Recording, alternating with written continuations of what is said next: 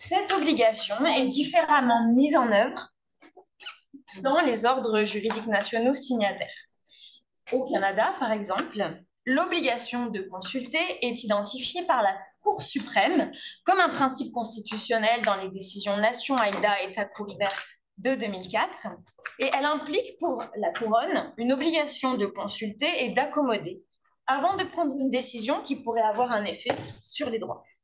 Il ne s'agit pas d'une obligation d'arriver à une entente, ni même un droit de veto pour les communautés autochtones, mais la consultation doit permettre des rétroactions sur le projet. En d'autres termes, selon la Cour suprême, la consultation s'apparente à la recherche du consentement des peuples autochtones concernés. En France, si la Déclaration des Nations Unies sur les droits des peuples autochtones a été signée, son application, comme on le sait, reste assez limitée puisqu'elle n'est pas mise en œuvre par le droit collectif.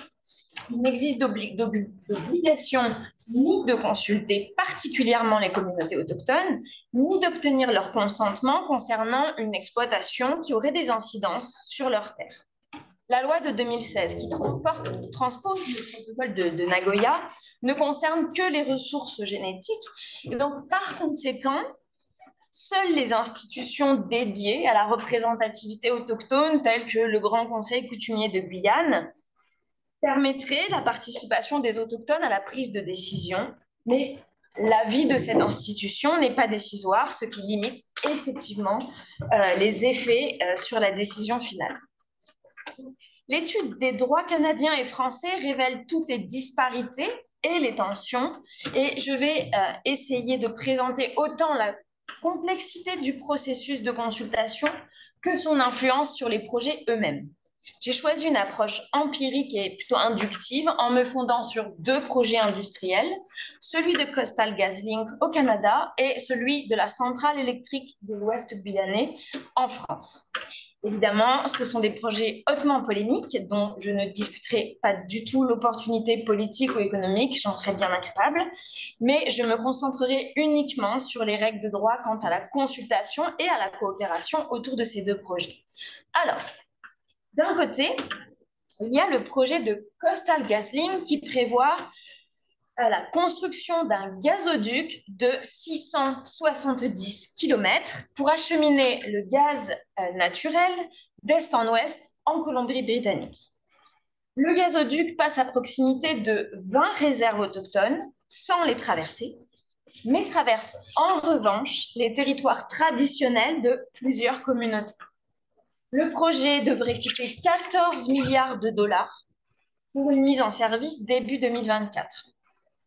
L'obligation de consulter ne concerne normalement pas directement les promoteurs industriels, mais seulement la couronne, donc l'État fédéral, les provinces et les territoires, qui consultent les peuples autochtones avant d'octroyer les décisions administratives. Mais parfois, la couronne délègue certaines parties de la procédure aux industriels, et ce fut le cas ici.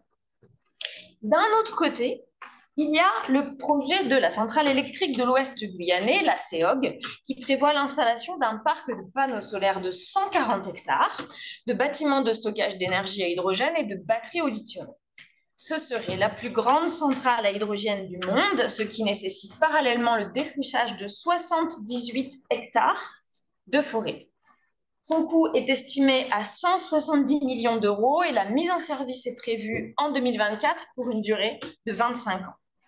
Donc, face à l'ampleur de ces deux projets, l'obligation de consulter et de coopérer existe pour assurer une protection minimale des modes de vie autochtones. Et la comparaison entre le Canada et la France révèle les disparités entre les deux systèmes juridiques, mais permet aussi d'envisager de nouvelles solutions. Donc, pour chacun de ces deux projets, je présenterai d'une part la consultation et d'autre part la coopération mise en œuvre entre les États et les communautés autochtones. Concernant la consultation des communautés autochtones en premier lieu, je présenterai d'abord le principe de l'obligation de consulter et ses limites ensuite. L'obligation de consulter est un principe prévu en droit positif canadien dès lors qu'il y a présomption de l'existence d'un droit ou d'un titre autochtone sur les terres où passe le projet.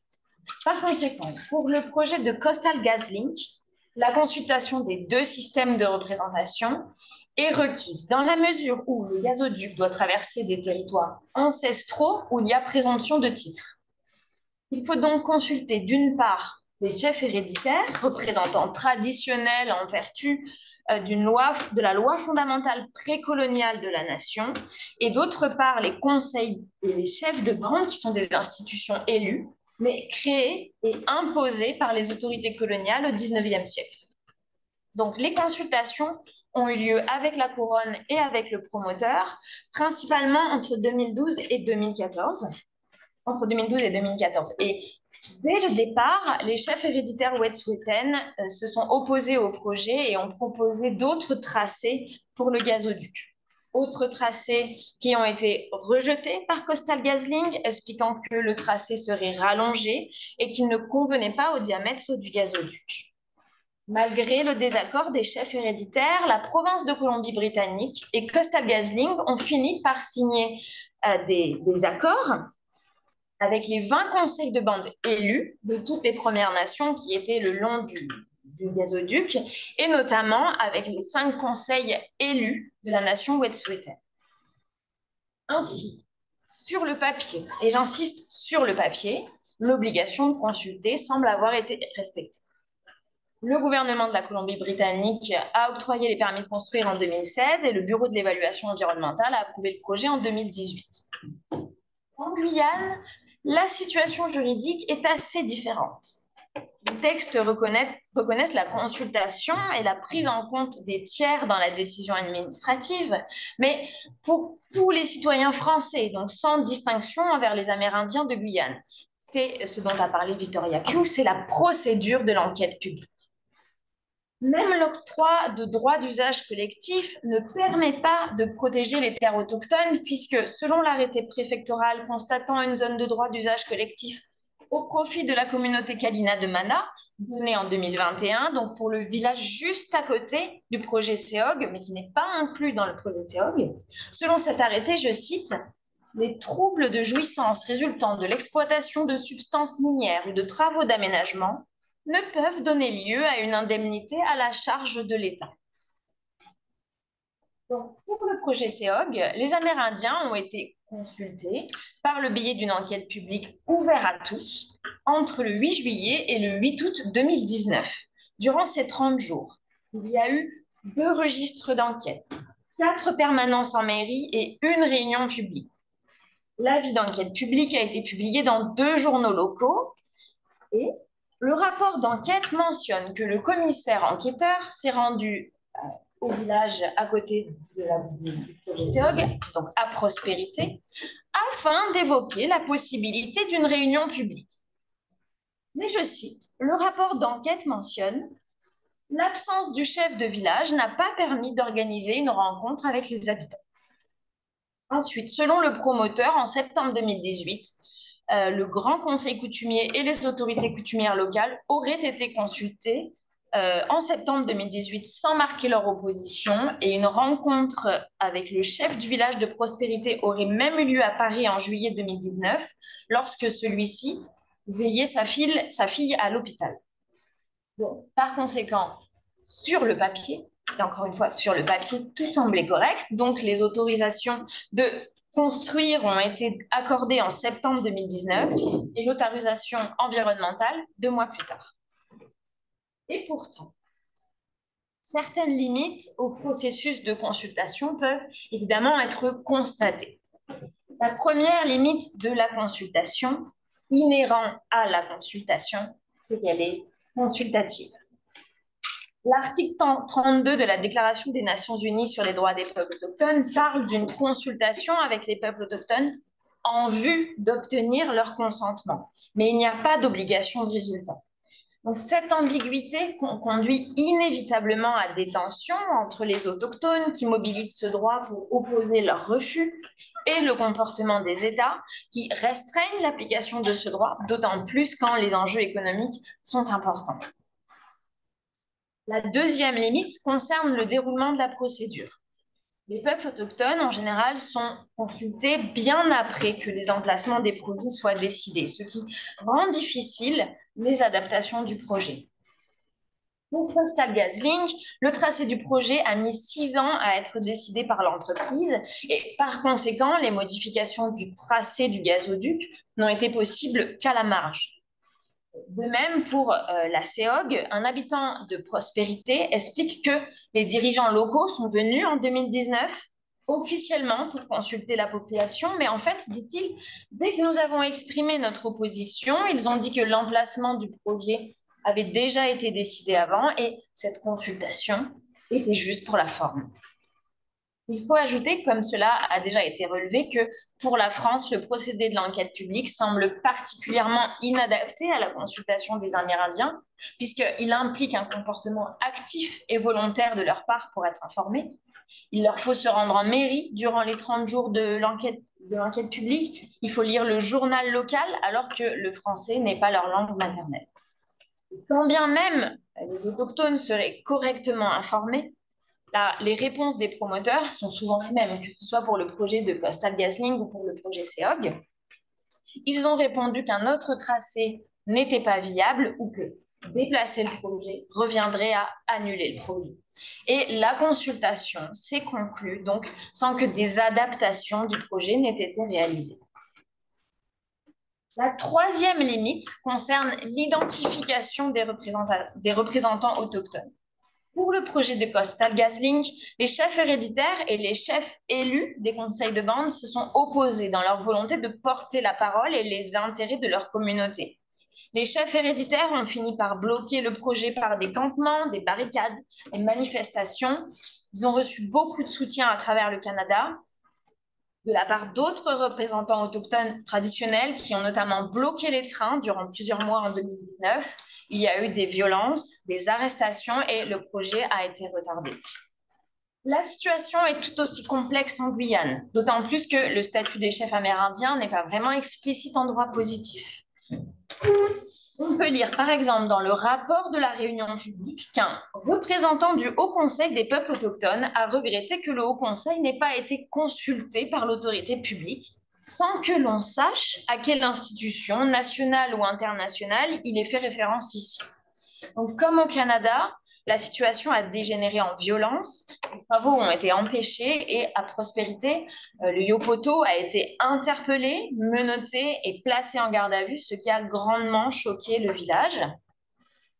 Pour ne rien arranger à la situation, en mai 2023, le ministre délégué chargé des Outre-mer, Jean-François Carinco, a soutenu devant la presse locale, je le cite, je refuse que les règles de la République ne soient pas respectées par des gens qui n'ont aucun droit à s'exprimer, ce qui est en contradiction avec l'article 32 de la Déclaration des Nations Unies sur les droits des peuples autochtones, selon lequel la consultation doit se faire par l'intermédiaire des institutions représentatives autochtones, qui ont donc un droit à s'exprimer. Dans ce cadre, certains autochtones du Canada et de France proposent et réclament l'adoption de protocoles de consultation.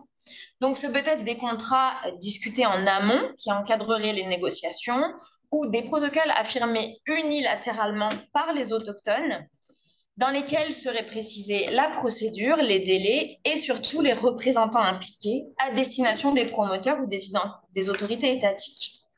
Ces protocoles existent déjà pour certaines communautés autochtones du Canada et ils constituent un maillage entre les normes issues de leur propre régime juridique traditionnel et ancestral, le droit étatique et le droit international. Ces protocoles ne s'opposent pas nécessairement au développement économique, ni même à l'exploitation des ressources.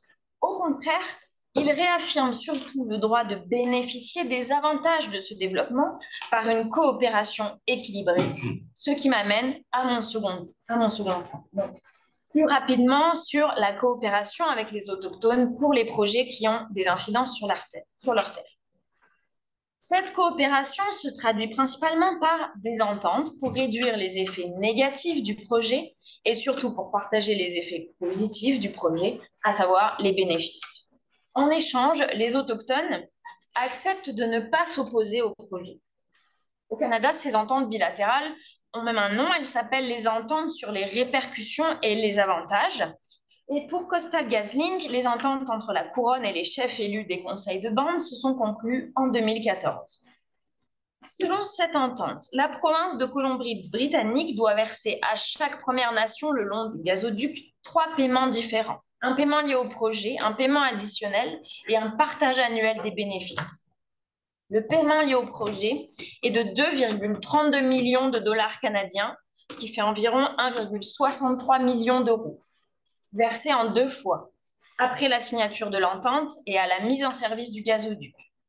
Le paiement additionnel est de 464 000 dollars canadiens versés après que la Première Nation ait trouvé un accord avec le promoteur. Enfin, il est prévu un versement annuel de 10 millions de dollars pour le partage des bénéfices à répartir entre toutes les Premières Nations concernées. Si on répartit de façon purement arithmétique, ça fait 500 000 dollars de bénéfices par an par Première Nation. D'autres accords négociés en 2018 directement avec le promoteur pour des emplois et pour des retombées économiques du gazoduc dont la teneur n'a pas été rendue publique. En 2022, Coastal GasLink a signé également des accords d'option pour vendre une participation de 10% de Coastal GasLink à 16 des communautés situées le long du tracé du gazoduc. Donc cela représente beaucoup d'argent. Mais il est difficile de savoir si c'est véritablement équitable, puisque les bénéfices du gazoduc dépendent du prix du gaz mondial, qui a par exemple récemment augmenté de 116% depuis la guerre en Ukraine. En France, un même engagement mutuel en vue d'une convention de partenariat entre la CEOG et Prospérité a aussi été signé en mai 2021, au moment où les discussions étaient encore possibles. Ça n'était pas un accord de partage des bénéfices, mais plutôt un cadre pour la signature d'une éventuelle convention définitive. Et la convention de partenariat prévoyait 3 versements financiers à l'association du village en cas de convention définitive. Une première donation de 150 000 euros à la signature de la convention, une deuxième d'1 250 000 euros de garantie financière et une troisième somme de 50 000 euros par an pendant 25 ans. Ces montants-là devaient permettre la protection et l'autonomie du village, mais la convention de partenariat, qui était valable 1 an, n'a pas abouti et aucune convention définitive n'a finalement été signée. Donc, si au premier abord, ces différents accords de coopération semblent positifs, ils présentent aussi de nombreuses limites. La première limite tient au fait que souvent, les promoteurs tentent de négocier un accord le plus tôt possible, avant que les impacts du projet ne soient connus. L'accord est en fait utilisé pour démontrer l'acceptation locale du projet et attirer les investisseurs. Pourtant, dans ce cas, les communautés autochtones consentent à un projet sans avoir pleinement conscience de ses effets, qu'ils soient positifs ou négatifs. La deuxième limite relève du flou juridique et du manque de transparence qui peut entourer la signature de ces accords. Ils se négocient souvent avec les chefs autochtones ou même parfois entre les avocats, et la communauté n'est pas toujours impliquée, comme on peut le voir avec les chefs héréditaires Wet'suwet'en qui s'y sont opposés. À cette étape du projet, les négociations sont aussi souvent confidentielles. Et enfin, par exemple, pour le projet CEOG, le chef de Prospérité explique qu'il maîtrise mal le français, qu'il a signé la lettre d'engagement pensant qu'il pouvait revenir dessus et qu'il n'était pas informé des délais encadrant une éventuelle constatation. Et donc, pour avoir des accords de coopération équilibrés, il faudrait à minima qu'ils soient traduits dans les langues de chacun des signataires. Enfin, et c'est la troisième et dernière limite, ces accords constituent aussi des répartitions assez inégales des bénéfices de l'exploitation. Comme l'a écrit Nicolas Paquet, il y a reconnaissance des droits des communautés tant que les principes économiques de développement endossés par l'État ne sont pas ébranlés, tant que l'exploitation du territoire peut continuer. Il y a accommodement à l'intérieur d'un cadre étatique sans que la structure du rapport de domination soit affectée ou soit modifiée. Par conséquent, la coopération est nécessairement asymétrique. Ce sont les États et les promoteurs qui réalisent des bénéfices et les communautés autochtones reste dépendante de ces bénéfices, alors que la coopération pourrait être inverse. Il pourrait s'agir de projets autochtones menés par eux selon leurs règles et pour leurs propres bénéfices. Dans ce cadre, ce n'est pas la consultation et la coopération qui doit être repensée, mais l'ensemble des relations entre l'État et les autochtones. Et à n'en pas douter, ça aussi, c'est un vaste projet.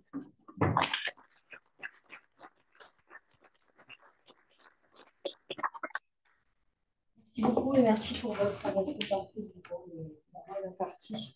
Alors, nous allons passer à deux interventions en ligne, celle de Camille Guédan et de Justine Rive, vers la reconnaissance symbolique et politique de droit via un processus de dialogue avec les autochtones de Guyane, donc en Guyane. Bonjour à tous. Donc d'abord, évidemment, les premiers mots de remerciement pour nous laisser la parole avec Justine ce matin sur le travail qu'on a mené depuis maintenant 2 ans. Moi, je m'appelle Camille Guédon, je suis ancienne responsable de la mission interministérielle des populations amérindiennes et bushinengués, un service qui est hébergé à la préfecture de Guyane. Et donc, je prendrai la parole ce matin. On sera deux à prendre la parole avec Justine, qui est donc chargée de mission d'accompagnement des peuples amérindiens de Guyane dans l'élaboration des protocoles de consultation au travers de cette mission interministérielle et qui est experte des sciences politiques et anthropologiques dans son cursus universitaire. Il nous manque un troisième acteur autour de la table aujourd'hui, c'est Michel Aloïquet, qui est chef coutumier du village de Taluène. Justine vous réexpliquera un peu après les Wayanas, là où ils se trouvent et les spécificités. Et donc, qui est, Michel, une cheville ouvrière en vrai de ce travail et qui manque forcément ce matin pour expliciter un peu les enjeux et les intentions qu'avait la communauté Wayana dans la mise en place de ce processus. Pour commencer et pour faire suite en fait de la présentation qui vient de se faire, vous l'avez compris, il y a de nombreux conflits qui ont été engendrés ces dernières années en Guyane. Ça a été rappelé à plusieurs reprises ce matin, et notamment par la non-consultation des populations, la non-prise en compte de leurs avis sur les différents projets ayant un impact sur leur communauté et leur mode de vie. Donc pour les citer, la montagne d'or, les appâts, l'aménagement des Sceaux, le projet industriel à Paddock et dernièrement le projet CEOC dont vient de nous parler Madame Fanny Duverne. Ces conflits, ils trahissent, comme le constatent tous collectivement les peuples autochtones de Guyane, un manque de respect à leur rencontre. Ça témoigne d'une méconnaissance et une absence de considération de leur mode de vie et des processus de prise de décision. Et ceci, parfois, malgré la volonté des protagonistes, des porteurs de projets extérieurs, à mener ce type de processus. Force est de constater du coup que les non-autochtones en Guyane peinent à mener ce type de concertation. Plusieurs raisons, comme je le disais, une méconnaissance par les protagonistes de l'organisation sociale et politique des sociétés autochtones, de leur fonctionnement, de leurs modalités de prise de décision. Un biais qui est la transposition des modes de faire démocratie, des principes que se posent la valeur et les principes de démocratie des non-autochtones vis-à-vis des autochtones et une transposition des modes de pensée dans un rapport de domination qui prennent les valeurs et les principes, les modes de décision et même ce que veut dire décision, c'est-à-dire dans sa temporalité, son inconditionnalité, les modes de pensée français et autochtones sont différents. Il y a donc une transposition des porteurs de projets sur des structures hiérarchiques qui ne fonctionnent pas. Par ailleurs, on se rend compte que la voix autochtone est mal entendue, parfois par manque de clarté de la parole, par aussi manque d'intelligibilité des modalités de la consultation. C'est pour ça que la préfecture de Guyane, voyant l'ensemble de ces conflits et la difficulté d'en sortir, a tenté de mettre à profit donc de financement et la mise en place d'un poste dédié à la mise en place de l'accompagnement de ces protocoles.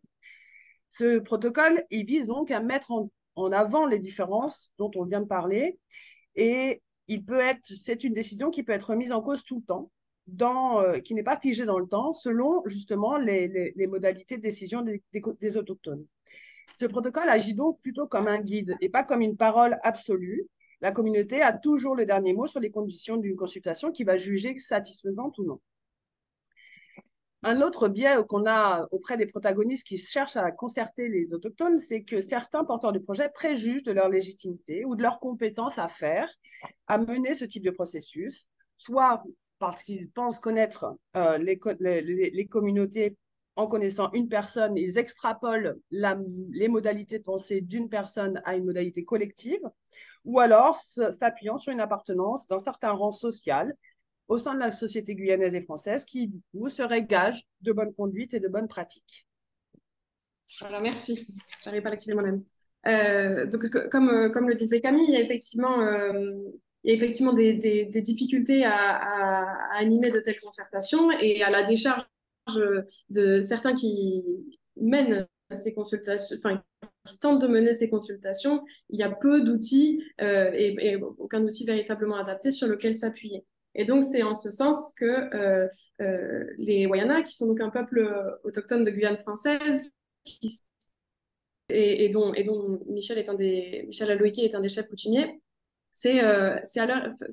ils ont pris en charge ce travail d'élaboration de protocoles de consultation et de recueil de consentement préalable, libre et éclairé, comme une tentative de réponse et inclusive à ces sentiments de manque de respect, à ces manques de respect constatés, dans une visée d'établir les principes d'une compréhension et d'une prise en compte qui soient mutuelles. Comme le stipule un des passages du protocole, nous demandons aux acteurs externes de respecter les règles contenues dans ce protocole, la norme minimale permettant d'assurer que le respect des personnes et de leurs droits est au centre de toutes les phases de la consultation. Donc l'idée, c'est que ce soit une tentative de se faire entendre selon des modalités qui sont normées, et normées par ceux à qui ça s'adresse. C'est pour cela que ça prend la forme d'un protocole de consultation. C'est pour cela que c'est sous format écrit, et bien sûr avec des adaptations spécifiques et locales. Par exemple, l'idée est de compléter le format écrit par un format audio. Bien que ce soit sous format écrit, l'idée c'est que le document reste tout à fait modifiable et évolutif, qu'il corresponde aux réalités et aux besoins de la communauté. C'est également pour ça qu'un travail de traduction, de s'assurer que les intentions soient bien retranscrites dans un sens comme dans l'autre. Et comme le stipule un nouveau protocole, si les règles contenues dans ce protocole ne sont pas respectées, il sera impossible d'affirmer que la communauté a été consultée. Là-dessus, c'est assez clair. En tout cas, le protocole Wayana de recueil de consentement, il est de ce fait vécu comme une démarche exceptionnelle, dans le sens où il permet une forme de prise en charge durable, puisque pour l'instant, les institutions françaises et plus globalement agissant, ce qu'ils font, n'ont pas créé d'espace de discussion pour ces problématiques qui sont pourtant bien réelles. Et les institutions dont c'est le rôle d'interpréter et d'appliquer le droit s'en sont tenues jusqu'ici à des formes de bricolage juridique, un petit peu que l'application du droit ne correspond pas forcément au terrain. Et le protocole Wayana, il cherche en ce sens à prévenir les tensions qui sont dues à ces rapports au monde qui sont différents, en s'appropriant les outils issus d'un système de pensée pour tenter de se concilier avec l'autre. En plus du respect des règles et non, il a attendu de l'État une forme de soutien qu'assure la défense des valeurs promues par le protocole. Et ces valeurs, elles sont elles-mêmes en accord avec des principes auxquels la France souscrit. Et là, on pense notamment au droit à la participation, au droit à la consultation, etc. Au-delà de la consultation et du recueil, généralement cadrer la participation de la communauté à l'élaboration des politiques publiques qui les concernent à travers une démarche de participation ascendante par laquelle les communautés co-construisent et ou amendent des projets et pas seulement un scénario dans lequel elles se contenteraient de se prononcer par un oui ou par un des projets qui sont soumis par des acteurs externes. Et c'est là qu'on voit que l'idée, c'est de tenter de donner un rôle non plus passif mais actif à la communauté. Et donc, les protocoles ont vocation à faciliter la participation des populations autochtones à la gouvernance de leur territoire, à mieux les impliquer dans l'élaboration des politiques publiques qui les concernent. Tout ça en accord avec le principe d'autodétermination qui est consacré par la Déclaration des Nations Unies sur les droits des peuples autochtones. Et cela permettrait donc de renforcer la légitimité et la portée symbolique et politique des décisions communautaires. En réalité, les consultations sont prévues dans le cadre mis en place ces protocoles. C'est des consultations qui sont soumises à des conflits d'usage aux enjeux politiques majeurs, ce qui implique effectivement de nombreux arbitrages, de nombreux compromis entre les différentes parties prenantes. L'espoir, c'est qu'à l'issue d'un dialogue préalable, libre et éclairé, les différents intérêts et points de vue soient exprimés et qu'ils soient pris en compte de bonne foi, encore une fois, comme le stipulent les textes internationaux de référence. L'obligation d'obtention du consentement à l'issue de la consultation, il doit être vu de façon graduée plutôt que dichotomique, parce que l'impératif de l'obtention de ce consentement serait fonction du contexte territorial et du degré d'impact du projet sur une communauté. Plus les conséquences sont majeures, plus l'interprétation maximaliste du droit à la consultation doit primer. Et en ce sens, le droit, il n'offre pas vraiment de perspective, il n'offre pas de seuil précis de cette obtention du consentement. La DNU-DPA, elle-même, elle reste assez floue là-dessus et laisse le champ libre à diverses interprétations, puisque la question du problème, elle est avant tout politique. Ce qui est intéressant dans la démarche des protocoles de Guyane, c'est le rôle proactif que joue l'État, donc au travers de la préfecture et plus précisément de la mission interministérielle des populations amérindiennes et bushinangé, dans la reconnaissance et la défense de ces droits. Et là, on peut effectivement venir se poser la question d'où vient cette proactivité dans la démarche. Est-ce que certains pourraient considérer qu'il s'agit là d'une manière de se dédouaner, d'autres d'une manière plus ou moins proactive d'intervenir et de garder la main mise sur les contenus. D'autres pourraient pointer une tentative de conciliation entre les deux, puisqu'il faut rappeler que l'idée des protocoles en Guyane a aussi notamment été inspirée des expériences liées à l'APA en Guyane. Et voilà, et donc, bien sûr, qui met en question cette idée de réconciliation postcoloniale.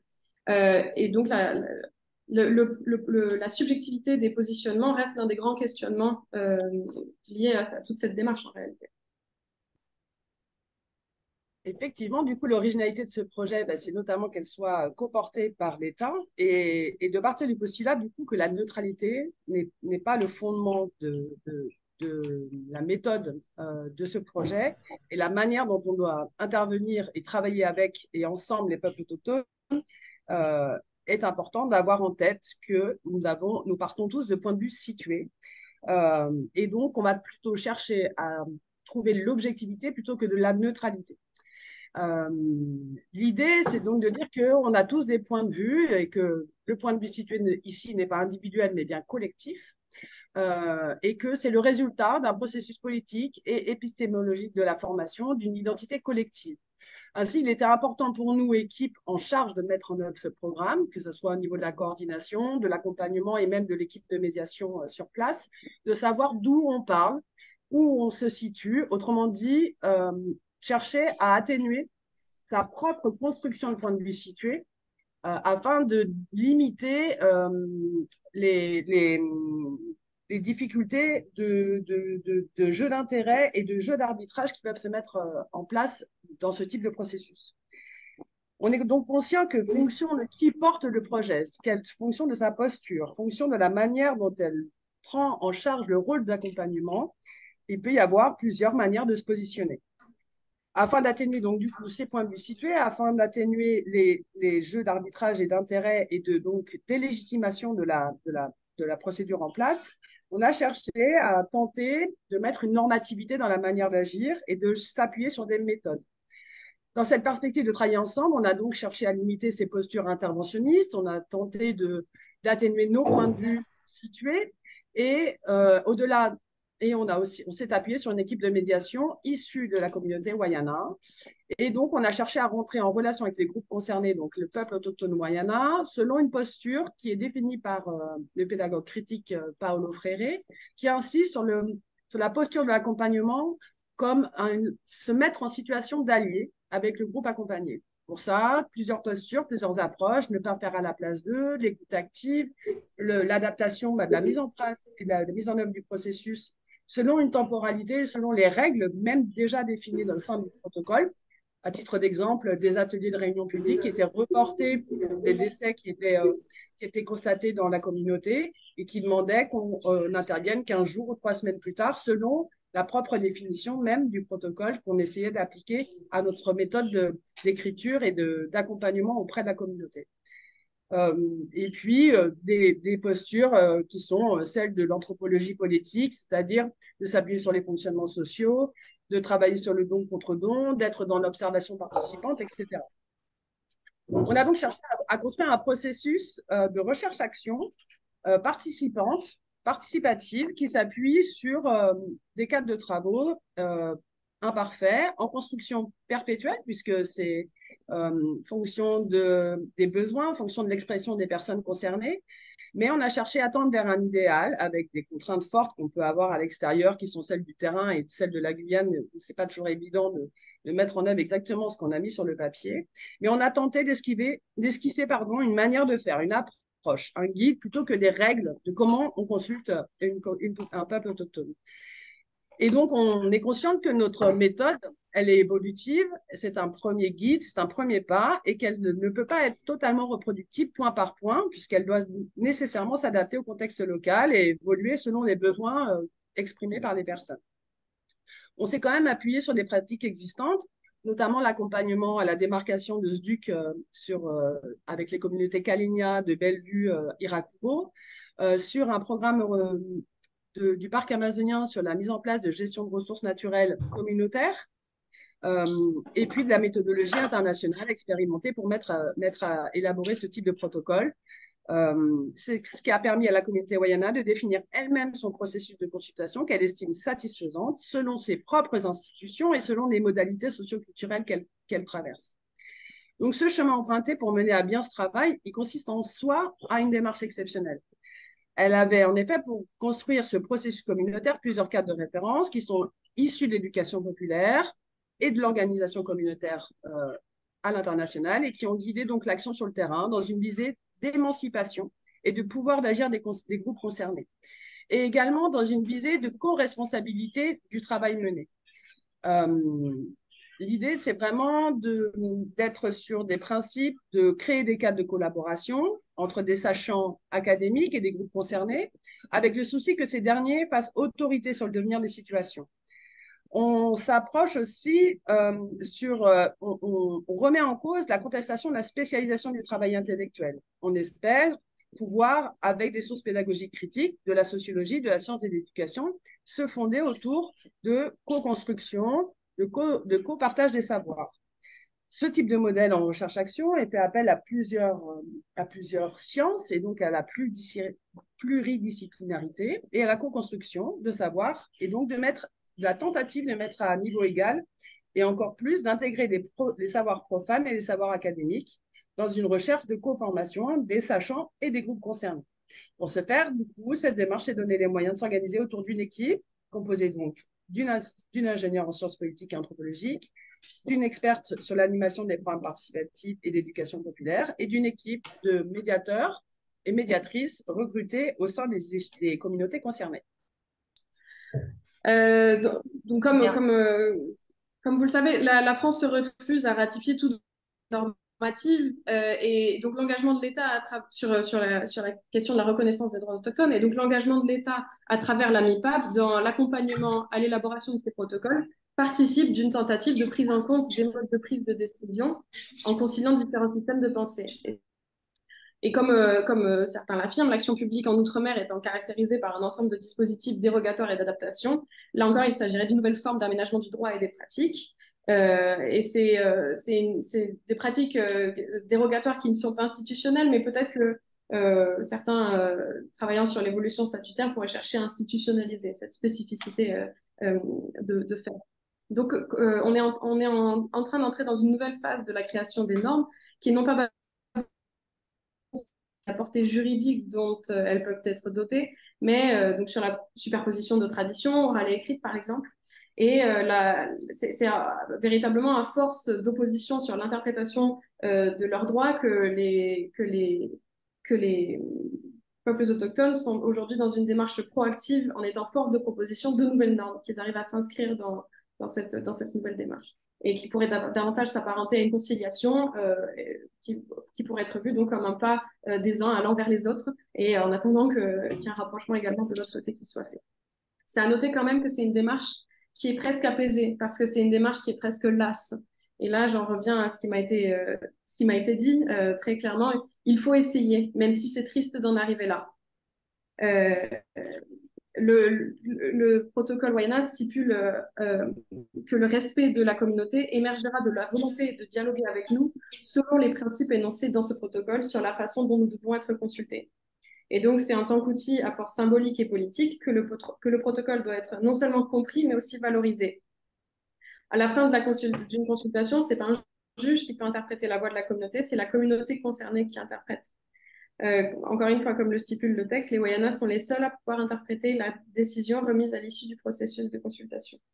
Et donc, bien que le travail sur le protocole n'ait pas été initié dans un contexte de remaniement global de la manière dont l'État devrait se saisir de la théorie générale de l'État en France, ce protocole pourrait tout à fait trouver sa place dans des revendications plus larges à l'échelle des peuples autochtones de Guyane. Voilà, merci. Merci. Merci beaucoup. Merci.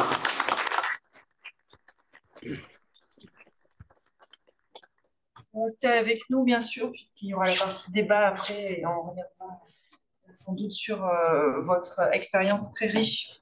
Merci beaucoup.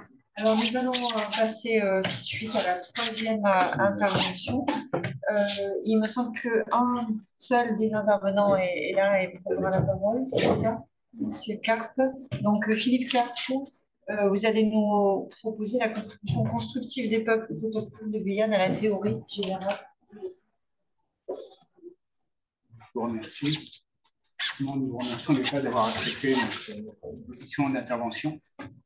C'est rare. Et puis, je vois que la Guyane, pour une fois, fait partie des discussions sur les questions autochtones. C'est très rare. Et déjà qu'il y ait une manifestation sur les droits des peuples autochtones en France, c'est extrêmement rare. Quand on a commencé, il n'y en avait pas. Et qu'en plus, on parle de la question de Guyane, mais aussi de manière aussi criante. Si Alexis, je lui aurais dit qu'on n'a vraiment plus grand-chose à dire. Avec Alexis, il voulait vraiment intervenir. Il était connecté. Malheureusement, je pense qu'il a ces raisons que certains savent. Il ne peut pas totalement facilement s'exprimer. J'espère qu'il pourra s'exprimer un peu plus demain, parce qu'il est sur la table ronde, mais ça dépend toujours de situations un peu personnelles qui sont en tenue compte chaque jour. Mais il est là, il est connecté, donc il me voit et il nous écoute. Donc, ce qu'on essaye de présenter aujourd'hui, c'est une pensée. Donc, on va essayer de situer un peu cette pensée.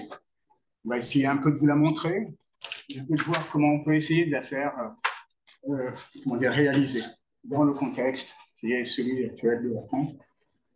C'est on ne va pas rentrer dans des détails, hein, parce qu'on n'a pas le temps, mais on va éviter toutes les explications. En plus, Alexis pourrait dire beaucoup plus que moi je peux en dire.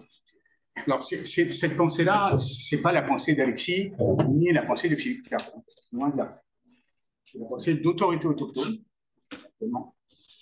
Celle de Guyane n'est pas que celle de Guyane. Alexis et d'autres sont en contact avec d'autres peuples autochtones, notamment en France, on va dire en France. Alors, il y a les Kanaks, il y a les Wallisiens, il y a les Futuniens, il y a les Polynésiens. Et ce qu'ils proposent, eux, les autorités autochtones, c'est eux qui commencent à influencer le reste des peuples autochtones auxquels la France est encore liée. Et notamment la Nouvelle-Calédonie. Certains Kanaks sont très attentifs à ce que les peuples autochtones proposent. Ce sont des propositions, c'est une pensée. C'est l'état de la pensée, de la proposition des peuples autochtones. Alors, c'est un acte de négociation. C'est-à-dire que ça ne veut pas dire que ce qu'ils proposeront sera réalisé. Ça prendra du temps, parfois beaucoup de temps, peut-être parfois même pas, peut-être pas dans l'immédiat. Mais voilà, après on entre dans une négociation et autres, ce qui veut dire aussi que ce n'est pas un plaidoyer. On ne faut pas là pour avancer des histoires, des idées folles. Tout est argumenté, tout est vérifié. Il y a toujours une base d'arguments juridiques et ils soupèsent toujours qui ils ont face à eux. Dans quel contexte ils négocient? Est-ce que c'est sur la scène internationale, c'est la scène nationale? Est-ce que c'est sur la scène de l'outre-mer? Est-ce que c'est sur la scène de la Guyane? Et la Guyane étant même dans le bassin amazonien, ce qui veut dire qu'il y a encore toute une série de jeux sur lesquels ils jouent. Vous avez vu le dernier article d'Alexis, il joue sur la scène internationale et celle du droit européen. Donc c'est tout un jeu. Et là, ils arrivent toujours avec ce discours-là, toujours argumenté, toujours vérifié. Et comme je disais ce matin, souvent, ils ont face à eux, malheureusement, toute une série aussi d'ignorants. Ça, c'est un peu antique. Alors, cette pensée-là, ça marche. C'est dommage.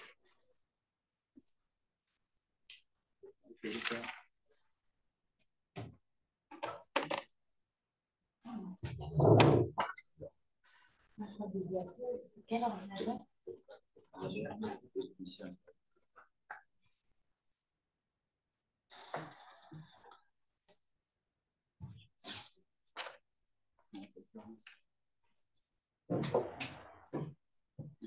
Merci. Donc, je dis, c'est la vision de ces peuples-là, des autorités autochtones de chacun de ces peuples. Ce ne sont pas des peuples autochtones, ça c'est la catégorie juridique actuellement cool pour essayer de revendiquer des droits, mais ils ne sont pas des peuples autochtones. Ce sont ces peuples-là. Ils ont repris leurs droits parce qu'à un moment donné, on les appelait aussi Galibi, par exemple, les Kaliniens. Hein. Vous aviez une rue Galibi à Cayenne. Voilà, ils ont repris leur identité petit à petit, chacun avec leur propre identité. Les Téco, comment ils font des études sur la langue. Ils ne font peut-être pas d'autres. Chacun a sa identité et c'est vraiment des places de sens que nous pourrions entendre. Notamment, ils ont des relations pour les guerres internationales entre eux. On est par exemple, voilà, j'ai assisté à des réunions. La réflexion actuellement qui pose, j'insiste beaucoup, j'ai fait ce là donc on peut les relire. La réflexion qui est toujours cohérente, qui est toujours réfléchie, qui est libre. On m'a dit, parce que souvent ils se font attaquer en disant mais c'est pas vous, c'est un blanc ou je ne sais quel blanc qui l'annonce. Non, c'est vraiment réfléchi. Ça veut dire, notamment quand c'est Alexis, ça veut dire qu'on ne connaît pas qui est Alexis. Il ne se ferait pas marcher sur les pieds. Et ses frères encore pas plus que ça. Si vous connaissez Félix Tchouka, il ne se fait pas marcher sur les pieds. C'est libre, c'est maîtrisé. Ils connaissent leurs règles de droit, qu'elles soient européennes, les règles de droit international et les règles de droit français. Souvent bien mieux que nous. Et ils sont conscients. Ils savent très bien comment organiser la règle, ils savent les coordinations qu'il y a entre eux. Donc, ils jouent sur différents leviers. Et cette vision qu'ils font, elle est ancienne.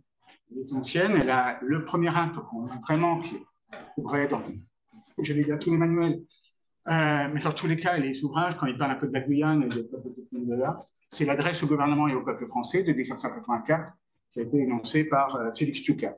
C'est vraiment le grand texte qui est toujours extrêmement d'actualité, une très grande actualité, il faut la lire. Et cette vision a été sans cesse répétée. C'est ça qu'on est heureux aujourd'hui, parce que sans cesse, ça a été dans des lieux où personne n'écoutait. Et là, aujourd'hui, peut-être, ça serait un peu écouté. Alors, dernièrement, en 2023, il y a eu les orientations politiques des peuples autochtones de Guyane. C'est important parce que ce document-là est entré dans les révisions statutaires, dans les discussions sur un nouveau statut de la Guyane. Et puis, il y a un document qui est partagé avec des Kanaks. Hein. C'est le manifeste pour le droit rond et le droit soleil, toujours en 2023. Il y a eu des documents entre eux, notamment avec une personne qui malheureusement est elle aussi extrêmement malade. C'est Florence Sénégois, qui a été à l'initiative avec Alexis Nolonag, qui s'est un peu retiré, tout ça, et ça a été dans des documents où, notamment quand il y a eu l'affaire de la Montagne d'Or, elle n'a pas dit « nous sommes là pour revendiquer des droits de peuple autochtone ». Nous sommes là pour revendiquer les droits de la communauté de vie. Nous sommes là pour la communauté de vie. Arrêtez de nous enferrer et de croire qu'on demande des freedoms. Vous n'avez rien compris à notre discours. Donc ça, c'est aussi un discours extrêmement fondateur, un document extrêmement fondateur qui date à peu près des années 2010. Et cette vision, donc, c'est, comme je vous le dis, c'est il y a à peu près des années et il y a toute une série de documents qui jalonnent entre 1984 et 2023 et toujours dans cette continuité. Donc, c'est continu, c'est historique et c'est sans cesse actualisé. Ils regardent les choses et même s'il y a une base, je ne dirais pas qu'elle n'évolue pas, mais dans tous les cas, ils regardent, ils savent avec qui ils discutent, ils essayent de, non pas dans une sorte de manipulation politique, mais de comprendre dans quel contexte, dans quel monde ils se situent. Et l'idée, c'est vraiment, et ça, il faut le retenir. L'objectif, c'est clairement, et ça, depuis le temps que je l'ai connu, c'est clairement de construire une véritable communauté de vie sur des bases assimilées. Alors certes, ça inclut la décolonisation et l'indigénisation, mais c'est pas que ça. Et surtout, c'est pas que ça. Ça va bien au-delà de ça, y compris, et on l'a fait depuis longtemps, en affirmant que on va écarter, certes on l'utilise, mais pour à terme l'exclure, c'est-à-dire les catégories notamment de peuples autochtones et celles de coutumiers. Donc ça les enferme, ça empêche de se développer. C'est aussi pour ça que finalement, ce qu'ils proposent, ce n'est pas un statut des peuples autochtones de la Guyane, c'est un statut de la Guyane et au-delà de ça, de la communauté nationale française.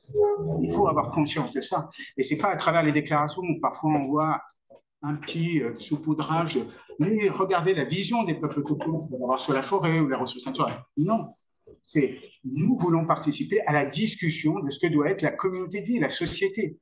D'ailleurs, à cet égard, ils avaient proposé depuis bien des années la notion de citoyenneté autochtone. Alors certains ont dit, bah voilà, vous voulez avoir une spécificité. Non, c'est le moyen d'attirer l'attention en disant, nous voulons pleinement être citoyens.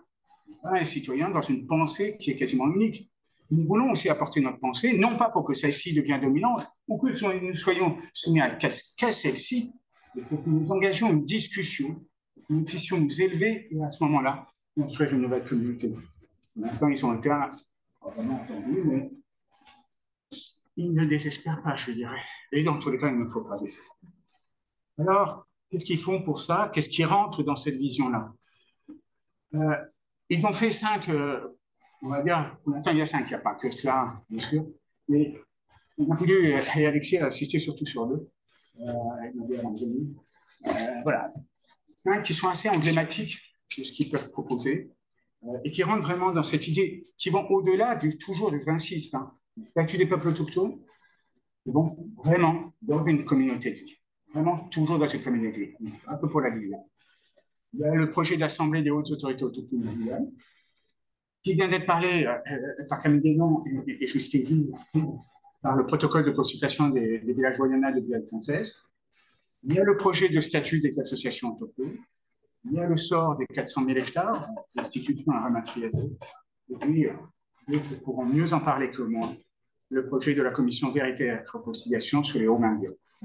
Ça fait partie de ce souci très fondamental de communauté de vie sur les bases. Je ne vais pas revenir, c'est juste pour insister sur ce qui vient d'être dit par les précédents intervenants, qui est vraiment fondamental. Vraiment fondamental. Et quand ils se sont fait rapporter très critiqués, en disant notamment que ce n'était pas un document autochtone, c'était un peu grave. Donc, c'est ce fameux protocole de consultation des villages Wayana de Guyane française. Et il faut vous entendre, ce n'est pas un projet, ça pas un simple protocole de consultation, c'est une véritable charte de partenariat. C'est vraiment une proposition, vraiment nouveau mode de relation politique que nous pouvons, nous Français, avoir avec les peuples autochtones dans lesquels on est encore une. Ça, ils sont extrêmement forts. Il y a encore en cours, bon, il a été développé. Je veux juste rappeler quelques points, si vous le permettez. D'abord, c'est un texte rédigé par les Wayana. Une folie. Alors certes, il y a l'appui, il y a les experts autochtones, il y a la mission interministérielle, mais quand vous voyez ces personnes, vous comprenez dans quelle posture ils étaient, donc ils ne pouvaient faire autrement. Et je pense que c'était clairement leur pensée, leur sensation, et leur âme vraiment de laisser parler les Wayana. Et un des experts, c'était quand même Alexis. Et là, j'insiste et je répète, c'est pas quelqu'un qu'on ment sur les pieds. Donc ça, c'est très important. J'ai toujours mis en gras. C'est élaboré sans nous. C'est bien arrêter d'élaborer les choses sans nous. Ce texte, par contre, a été fait. Ce sont les règles propres, toujours Wayana. Adapter la procédure à chaque communauté concernée. Et ça, ils le mettent dans le projet de protocole. C'est un champ d'application illimité personnel et matériel. Alors, je suis désolé, j'ai beaucoup, mais il y a tellement de choses dans ce protocole, dans cette charte, extrêmement passionnante. J'en ai jamais vu avant. Il y en avait une, par exemple, sur les SAN, mais j'en ai jamais vu une telle. C'est extraordinaire, extraordinaire. Et puis, c'est une procédure tentant à la co-construction des projets. Et ça, c'est très, très important, avec un véritable consentement. Et là, donc, après, ceux qui le souhaiteront nous pourront vous donner ce PowerPoint, il n'y a vraiment aucun problème. Et puis, c'est un processus continu, toujours ce processus-là. Ça veut dire que, OK, vous donnez le consentement, vous me donnez les 50 000 euros, je me tire. Non, ça ne se passe pas comme ça. Nous continuons. Et ça, c'est eux qui l'ont souhaité. Le deuxième, c'est le statut des associations autochtones, qui fait donc partie de ce projet de communauté de vie. Alors, je vous ai simplement mis comme ça, c'est un peu illisible, pour ceux qui sont dédiés. Mais en fait, c'est juste pour vous regarder certaines choses. Et en fait, c'est juste pour vous dire, ne vous fiez pas aux apparences. Vous allez voir qu'on cite le code. Alors, c'est pas le code du domaine. Alors, je comprends pas. En fait, c'est le code du domaine de l'État. Maintenant, c'est les articles R5143.3 le suivant du Code général de la propriété des personnes publiques, qui s'est substitué sur ces parties-là, sur le Code général de l'État. Et donc, on s'est affiché avec ça. Et tout d'un coup, on s'est dit, mais on est en train de faire du droit rond. On ne fait pas du droit français. On fait référence au droit français, on ne fait pas du droit. On est en train de faire du droit rond. C'est-à-dire qu'on s'approprie, on fixe, d'abord, on affirme notre propre liberté. Et au nom de cette liberté, on a des objectifs. Et ces objectifs nous amènent à picorer. Tiens, il y a tel concept qui est intéressant, tel autre, etc. Et on le fait. Et ça, c'est très, très important. Et je voulais ajouter un élément, parce que je l'ai noté pour ne pas l'oublier. Et on réinsère de l'esprit, de la spiritualité. Ce n'est pas une architecture qu'on a clairement en droit, mais c'est vraiment avec de l'esprit. On réinsère la manière d'appréhender ce qui est un rapport communautaire. On le verra demain, peut-être. Qu'est-ce qu'une communauté? Comment nous fonctionnons ensemble? Parce que sinon, on fait juste une association personnelle. Et on fait des références, mais c'est pas ça. C'est pas ça. Alors, faire certains vont dire, mettez la personnalité juridique, parce qu'il faudra le faire, peut-être, c'est pas sûr. Mais c'est peut-être pas ça, parce qu'il faut réinsérer de la spiritualité. Autre chose, c'est l'essor des 400 000 hectares, et j'ai mis un point d'interrogation, parce que, franchement, c'est quelque chose. Alors, l'accord de 2017 parle d'attribution, ce qui est quand même. Alors que d'ailleurs, d'autres documents, y compris parlementaires, parlent de restitution.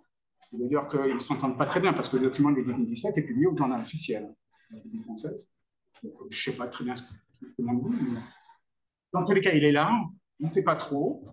Il négocie notamment avec la collectivité de la Guyane sur ce sort. Le problème, c'est que où sont les documents? Parce qu'il y a quand même eu un groupe de travail qui s'est réuni, y compris avec le Grand Conseil coutumier, qui s'est réuni, et les documents, il doit y avoir des PV, puisqu'il y a la préfecture, je suppose, qui est administratif actuel, donc souvent, elles doivent avoir des PV de réunion. Ces PV ne circulent pas. C'est-à-dire que les négociateurs n'ont même pas accès pour ça. Alors, comment je pose la question, Alexis? Ok, on va faire une proposition, mais il y a eu ces réunions, il faudra bien savoir qu'est-ce qu'ils ont déjà décidé pour ne pas proposer des trucs complètement ahurissants. N'oubliez pas, tout est toujours vérifié, argumenté. C'est vraiment du travail très juridique. Donc, il nous faut ces documents-là, on ne peut pas agir comme ça. Mystère. Sans un point d'interrogation, et j'apprends ce moment un rapport. Alors, il y a des choses assez intéressantes. C'est ça comme ça au quotidien. Au quotidien. Donc, c'est pire parce que dernièrement, on m'excusera, mais le préfet a proposé une réunion sur ça. Moi, je trouve ça intéressant, sauf qu'il n'y a pas de régime juridique. On ne sait même pas quelle est l'institution qui va gérer ces 400 000 hectares. On ne le sait pas, la loi. Mais, je crois que c'est la loi, oui. Mais elle n'existe pas. Oh, le préfet demande déjà la réunion.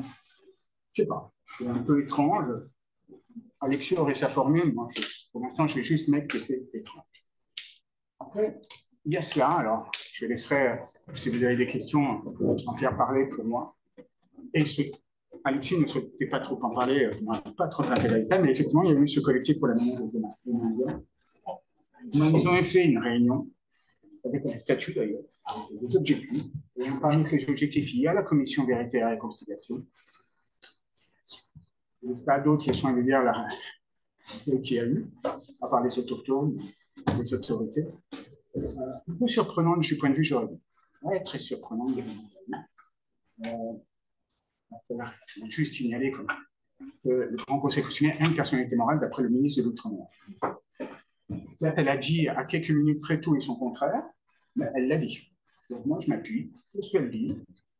Elle a dit, le Grand Conseil coutumier a la personnalité morale. Et d'ailleurs, elle l'avait dit, je crois que c'était en lien avec, je crois, la question foncière. La question de tout ce qui est la PA. Et quand ils l'ont créé, puisque c'était très lié avec ça, les réformes de 2016, elle avait bien insisté, parce que le parlementaire guyanais disait non, c'est faire. Elle a dit, ne vous inquiétez pas, le Grand Conseil a la personnalité morale, donc il a la capacité de. Effectivement, malheureusement, localement, même le Grand Conseil coutumier dit, je n'ai pas la personnalité morale. Et moi, je lui ai envoyé simplement les termes du journal officiel, séance parlementaire, séance du Sénat. Après, il se débrouille pour expliquer ça auprès de ceux. Ils ont maintenant, je pense que Jean-Pierre pourra mieux en parler que moi, une stratégie, et je peux savoir que les autres en parlent, une stratégie pour essayer de faire, mais ça veut dire qu'on est dans comme vous savez, il y a eu dans les raccommodements, que c'était beau. Et ça reste totalement beau. Vous pouvez lire, il y a un ouvrage qui est très bien beau. J'en signerai avec le Sénat coutumier. Ça, c'est très important. Je ne vais pas entrer, ceux qui voudront, on va se trouver. En fait, l'inspiration dans le cadre de la réforme du statut de la Guyane, c'était de faire un Sénat coutumier, et ils ont fait du copier-coller du Sénat coutumier Nouvelle-Calédonie. Donc, c'est pas. Le terme de Sénat est un bien grand mot, ce n'est pas un Sénat. Ce n'est pas une assemblée parlementaire, ce n'est pas un bicaméralisme égalitaire. C'est un peu surprenant. Mais le Sénat non plus, mais je veux dire, ce n'est pas du bicaméralisme. Donc, voilà, ils se sont inspirés de ça. Les autochtones ont dit non. Ils ont fait leur propre proposition, qui est l'Assemblée des hautes autorités autochtones de Guyane. Alors, ils ont diverses choses. Il faut bien entendre que ce n'est pas du droit à l'autodétermination, même si ça peut en paraître, même si je le note pour faciliter la présentation. D'ailleurs, si c'était un droit à l'autodétermination, pour ceux qui connaissent les débats, c'est droit à l'autonomie plus le droit de participation au débat. Mais en fait, ils vont plus loin. Ils incitent finalement un droit d'ingérence dans le débat. N'oubliez pas, ils veulent construire la communauté de vie. Ils ne cherchent pas uniquement à avoir des droits pour les peuples autochtones. Ils veulent contribuer à la création de la communauté de vie. Donc, ils disent finalement, je vais débattre aussi de sujets, non pas qui concernent directement l'environnement, patati patata, parce qu'on les réduit les questions environnementales, comme dans les années 80. Un ouvrage disait les autochtones, ils gâtent des arbres. Hein. Donc, non, non, non. Nous sommes sur tous les aspects de la vie, y compris les femmes, les personnes âgées, la réunion des personnes âgées, les personnes handicapées. Ils ont des choses à dire qui ne concernent pas directement la population autochtone telle que nous le percevons. Le projet de société, il participe à ça. Alors, nous, on a mis le droit d'ingérence. Mais en fait, tout ceci, c'est l'expression toujours de ce droit rond. De ce droit rond, le droit soleil. Ce n'est pas l'expression du droit français. C'est vraiment un droit qui se libère, une pensée qui se libère et qui va à fond, vraiment dans la réflexion. Alors après, c'est difficile à suivre parce que les gens disent, vous utilisez le terme. Non, non, essayez de me comprendre. Et ça, c'est un peu ce que sera un peu l'organisation politique et territoriale de ces questions. Alors, ce n'est pas très visible, mais vous m'excuserez, Alexis m'avait dit déjà arrête, et encore, vous pouvez remercier Alexis parce qu'il m'avait dit grossis les choses quand même. Mais bon, moi, j'aime bien les petites choses quand même. Et ça a fait plaisir à un Kanak parce qu'ils aiment bien le rayonnement, le soleil. Cette pensée-là, ils disent, c'est génial. Donc, ils sont dans cette pensée. Qu'est-ce qui va se passer? Alors, je vous laisse, il y a toute une liste. J'insiste parce que c'est intéressant par rapport aux discussions que vous pouvez avoir notamment avec les débats. Alors, on a une constituante autochtone, on envisage une constituante autochtone pour réécrire une constitution autochtone. En fait, ce n'est pas une constitution autochtone, c'est de réécrire la constitution française. Alors, on va réécrire la constitution française, pas inspirée sur la base de la constitution avec tout ce qu'on prend, c'est inspiré par le devoir dedans. Et c'est vraiment une grille de lecture et d'inspiration. Avant trois soleils, grille d'inspiration, source d'inspiration, pas d'inspiration, c'est les cadres de lecture. C'est ça. On est constituante un peu parce que ça nous amuse, ça embête un peu quand on va voir les politiques où certains élus comprennent très bien le discours. Le Parlement des peuples autochtones auquel la France est encore liée, ça c'est très important, que ça on a aussi notre histoire, une histoire qui est assez contemporaine sur nos rapports avec les colonies, faut le faire, le Parlement. Le plus important, c'est la pensée juridique originale au service de ce droit.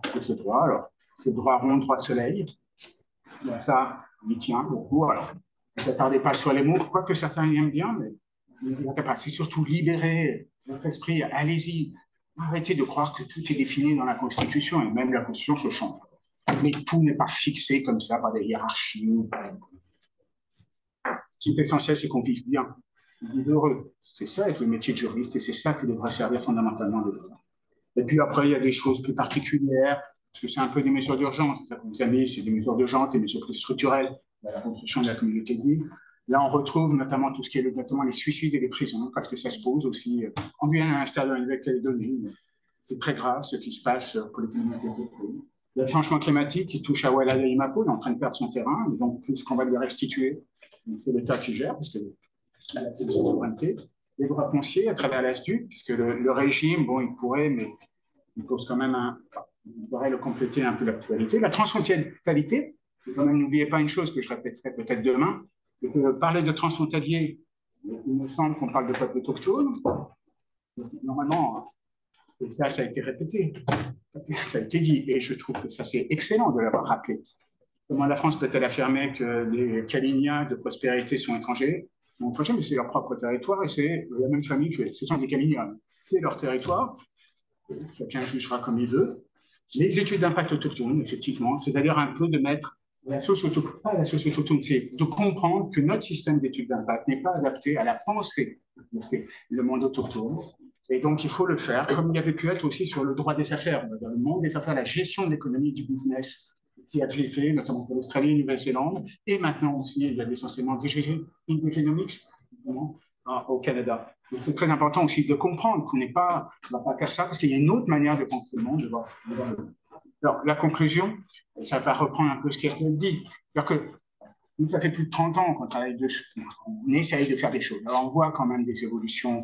Il y a de plus en plus, on commence à saisir, etc. On voit des magistrats travailler, par exemple, sur le droit coutumier. Alors, il y a des rapports, parfois pas de bonnes, parfois par des magistrats qui n'ont pas très bien compris ce qu'on entend par le terme coutume. Donc, ils le gèrent, comme disaient mes jeunes collègues, ils le gèrent comme coutume. Bon, c'est un peu dommage, mais il faut quand même continuer le travail. Malheureusement, malgré tous les efforts d'essayer de construire quelque chose, on a effectivement un ministre de l'Outre-mer qui arrive à dire, et de manière assez désagréable, on va dire, alors, le problème, c'est que nous, on lui a répondu, il me semble, le problème, c'est que la France est liée par un texte. Et la Déclaration des Nations Unies, certes, c'est une des résolutions des Nations Unies. Okay. Mais c'est une résolution des Nations Unies. Pour ceux qui connaissent le droit international public, elle a une valeur juridique résiduelle. Tous les États membres des Nations Unies doivent respecter certaines conditions quand même, comme si c'était vraiment adopté, puisque la France a sans cesse marqué son opposition, mais elle doit mettre en œuvre les décisions de la charte, une prise en application de la charte des Nations Unies. Ça, c'est la valeur juridique résiduelle. Donc, je vais juste rappeler quelques points de droit. Bon. Il est parti. Et après, voilà, donc ça reprend voilà, par des gens qui n'ont aucun droit à s'exprimer. Chacun jugera. Et ça a été assez grave quand même. Il nous reste un peu, alors ils ont quand même réagi. Là, bon, les 100 votes, donc je transmettrai toujours. Et puis, je vous dis, nous, on cherche toujours, à travers une déclaration, ce n'est pas des fous furieux, on n'est pas des fous furieux, on n'est pas dans des plaidoyers, on n'est pas une ONG. Ce ne sont pas des ONG. Donc, OK, il y a un discours. Comment peut-on l'utiliser pour essayer d'ouvrir une nouvelle opportunité? Toujours sur une base juridique bien comprise, bien réfléchie. Le président nous offre parfois des opportunités, même s'il ne s'en rend peut-être pas compte, il nous en offre. Ça, c'était son discours en juillet 2023 en Nouvelle-Calédonie. Alors, effectivement, à partir de là, il a commencé à dire, bon, on ne va pas faire une réforme globale, on va toucher que la Nouvelle-Calédonie. Donc, on s'est un musée. Ce n'est pas un musée, c'est une construction. Donc, on s'est dit, finalement, on a inversé son discours. Il a dit, mais c'était posé, mais est-ce que c'est une opportunité ou pas? Et on s'est dit, finalement, que ça peut être une opportunité. Il a raison de dire, finalement, ça doit concerner que la Nouvelle-Calédonie, et pas la Guyane en même temps. Parce qu'il y a une spécificité en Nouvelle-Calédonie. Mais justement, cette spécificité, c'est les peuples autochtones.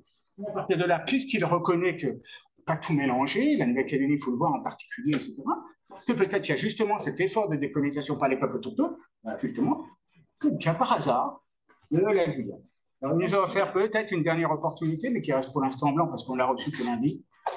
Nous, on n'a pas eu le temps de discuter, mais justement, avec Alexis et tout un groupe, on s'est amusé parce que il sera dans quelques temps, notamment dans l'effort de transposition, lié à la directive, le projet de directive lié au devoir de vigilance, qui inclut toute une série de normes, dont la Convention de l'égalité, la Déclaration des Nations Unies, et vous retrouverez cet argument développé par Alexis dans le journal Le Monde.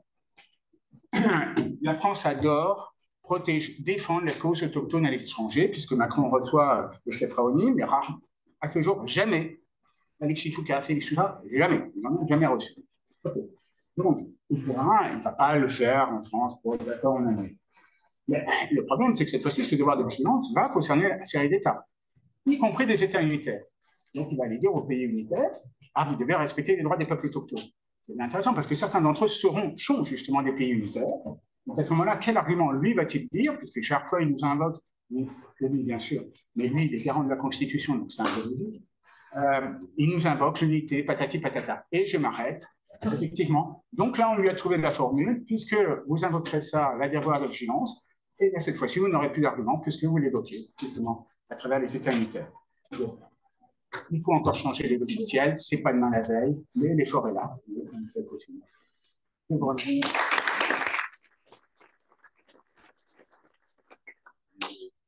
beaucoup, d'avoir partagé cette expérience et ce point de vue. Alors, je pense qu'il y a pas mal de questions qui vont émerger suite à ces trois interventions. Moi, j'en ai pour lancer les débats autour des termes que vous avez utilisés. Est-ce que vous pourriez nous donner des définitions? Alors, il y avait le terme de homme indien.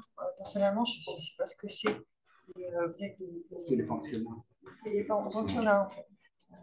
Et est-ce que vous pourriez donner une définition de droit rond, droit soleil? Parce que vous avez expliqué, en fait, finalement, que c'est la fonction ou une construction territoriale du droit applicable. En fait, c'est d'essayer de penser juridique. C'est la même chose, droit rond, droit soleil. Oui, c'est que l'Indien du milieu, mais pas de Guyane, et l'autre vient de Kanak de Nouvelle-Calédonie qui préfèrent les termes de droit soleil. Mais en fait, ils sont d'accord sur la même idée. C'est très difficile parce que c'est beaucoup de choses, le droit contre droit soleil. En fait, c'est de dire que la pensée juridique, parce qu'elle est aujourd'hui critiquée, et le droit ne vient pas se substituer, il vient compléter et enrichir. On n'est pas dans une position. En fait, c'est juste dire, est-ce que, en fait, par la pratique, c'est très difficile. On a bien rappelé ce matin, c'est que on peut essayer de faire du contournement, mais à un moment donné, c'est usant, c'est qu'on sait les limites, elles sont évidentes, on joue avec. Tout l'effort, c'est de jouer. On a joué, par exemple, sur les chefs coutumiers.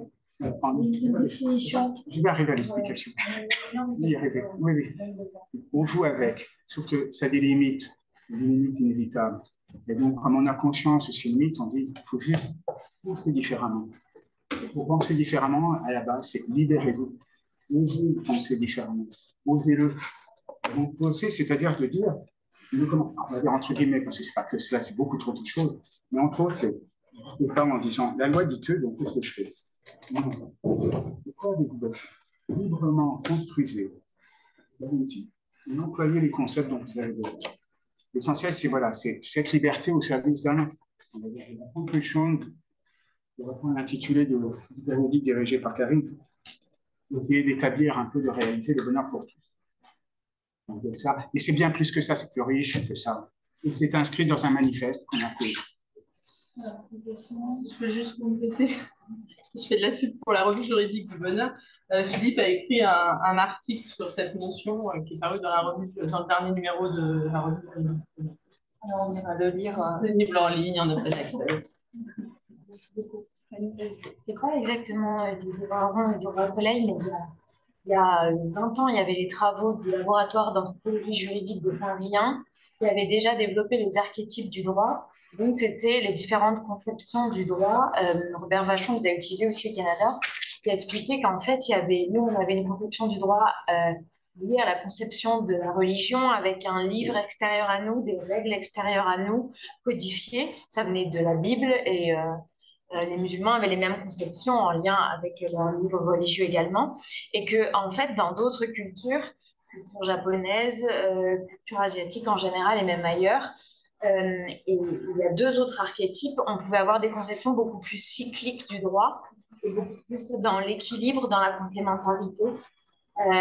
Et donc, c'est très long pour le décrire ici, mais c'est des conceptions du droit qui sont très intéressantes et qui sont vraiment différentes et qui expliquent, il y a des cas pratiques explicités et on montre comment avec un droit plus dans la complémentarité, dans la relation et dans le partenariat, on peut trouver des solutions différentes que si on se réfère à un livre qui est ni moins bon, enfin ni moins bien ni mieux, mais qui est une autre conception du droit. Et finalement, c'est de l'interprétation en fonction des acteurs qui interprètent. Il y a un des archétypes qui est exactement comme ça. Il y en a un autre qui est plus cyclique. Je connais plus. Je crois qu'il y a l'archétype de soumission, l'archétype de rationalité, de cyclicité, mais Il y a plusieurs mouvements. Si vous savez, la juridicité avec Étienne Leroy, on a discuté. Les forces, c'est toujours de dire comment peut-on reconstruire une communauté. Ce n'est pas uniquement les autochtones, notre communauté à tous. Ça sort de débat, même des peuples autochtones. Ça va sur la question qu'il y avait eu notamment lors du Covid. Est-ce que c'est encore cette modèle de société qui a fait cela? Je ne dirais pas que les circonstances, depuis quelques mois et puis qui se sont relancées ce week-end, donc il y a peut-être une autre manière de construire la vie. Donc, c'est une pensée très globale. Et donc, voilà, c'est de libérer cette pensée. La juridicité, essayer de faire déjà émerger un autre discours possible. Enrichir cela, toujours dans l'idée, est-ce qu'on ne peut pas penser différemment? Est-ce qu'on va continuer à s'enfermer dans un problème?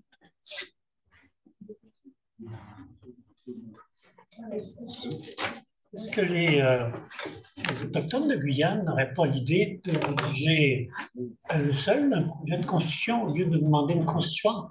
Je dis ça parce que les politiciens ont toujours peur.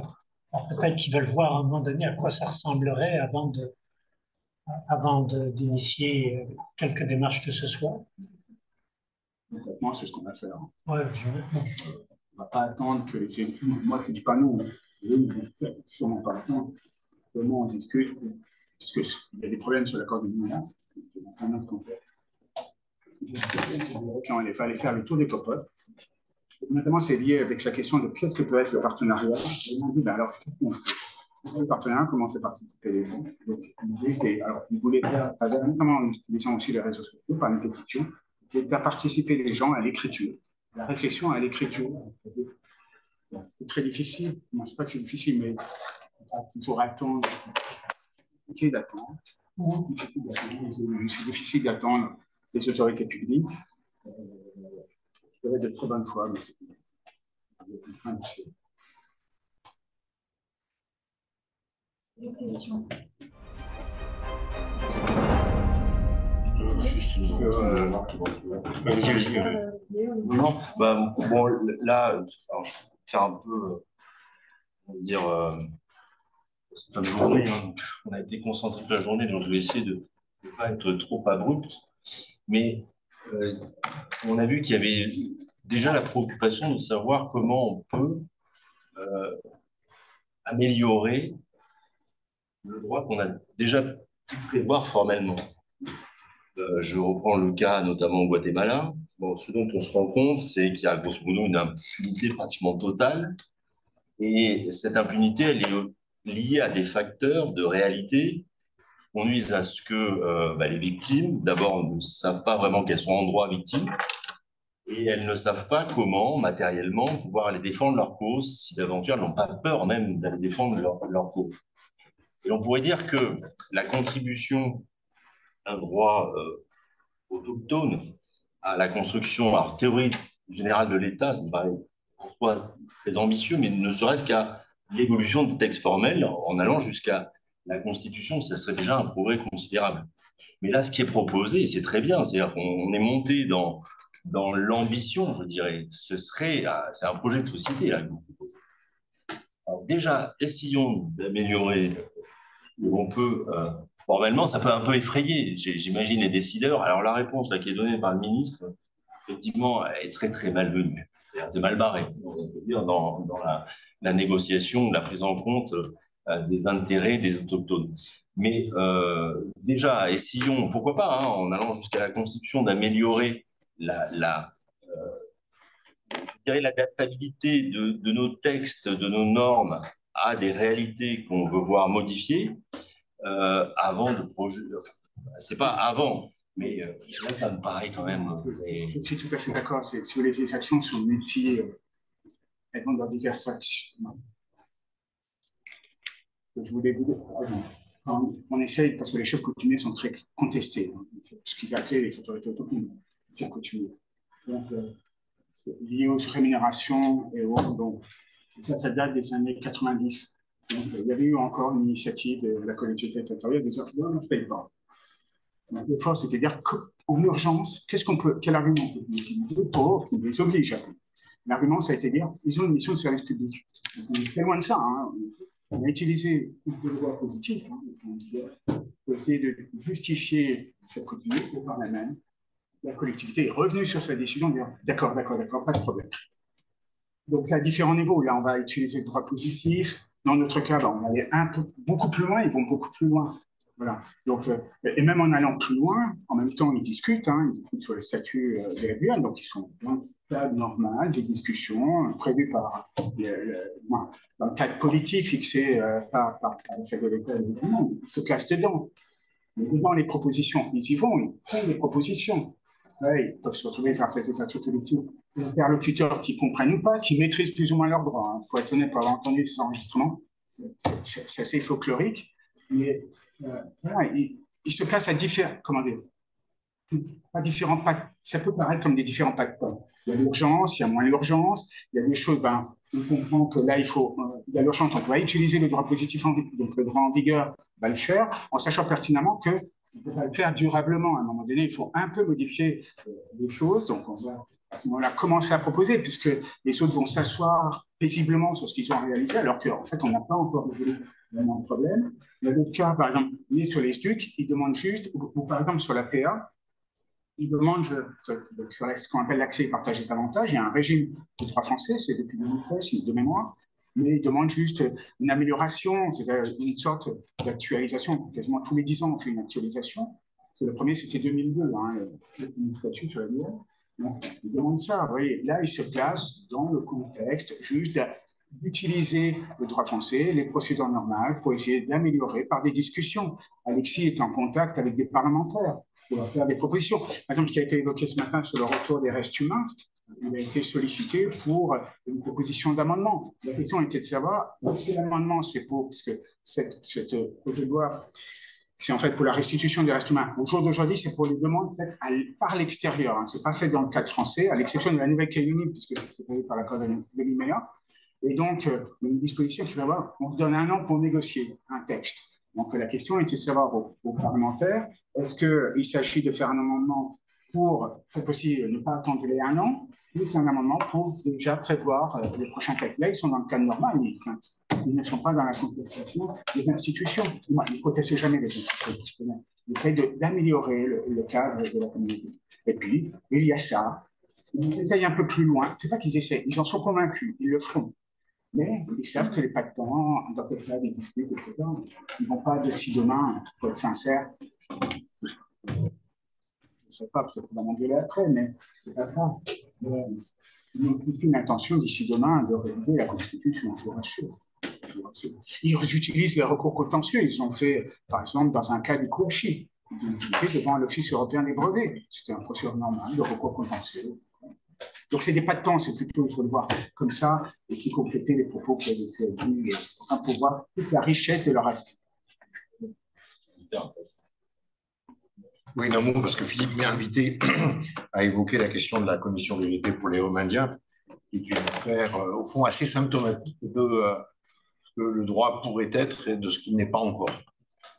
Effectivement, il y a un livre qui est sorti il y a quelques mois, rédigé par une journaliste, Hélène Ferrarini, qui est d'ailleurs en liste tout de suite pour le prix Albert Londres, c'est un très grand livre de journalisme, qui dénonce le fait que des enfants amérindiens aient été placés dans ce qu'on appelle des hommes, des pensionnats gérés par l'Église catholique, qui ont commencé dans les années 30, qui ne se sont pas encore terminés, mais il y a encore un homme qui fonctionne.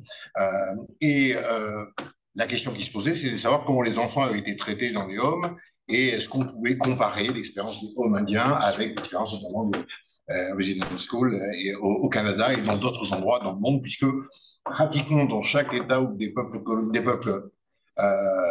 autochtones ont été colonisés, on a utilisé cette technique d'assimilation des enfants. Et il se trouve que, comme l'Institut Joannet était en mission en Guyane à ce moment-là, on a proposé l'idée de faire une commission vérité, d'amorcer une réflexion.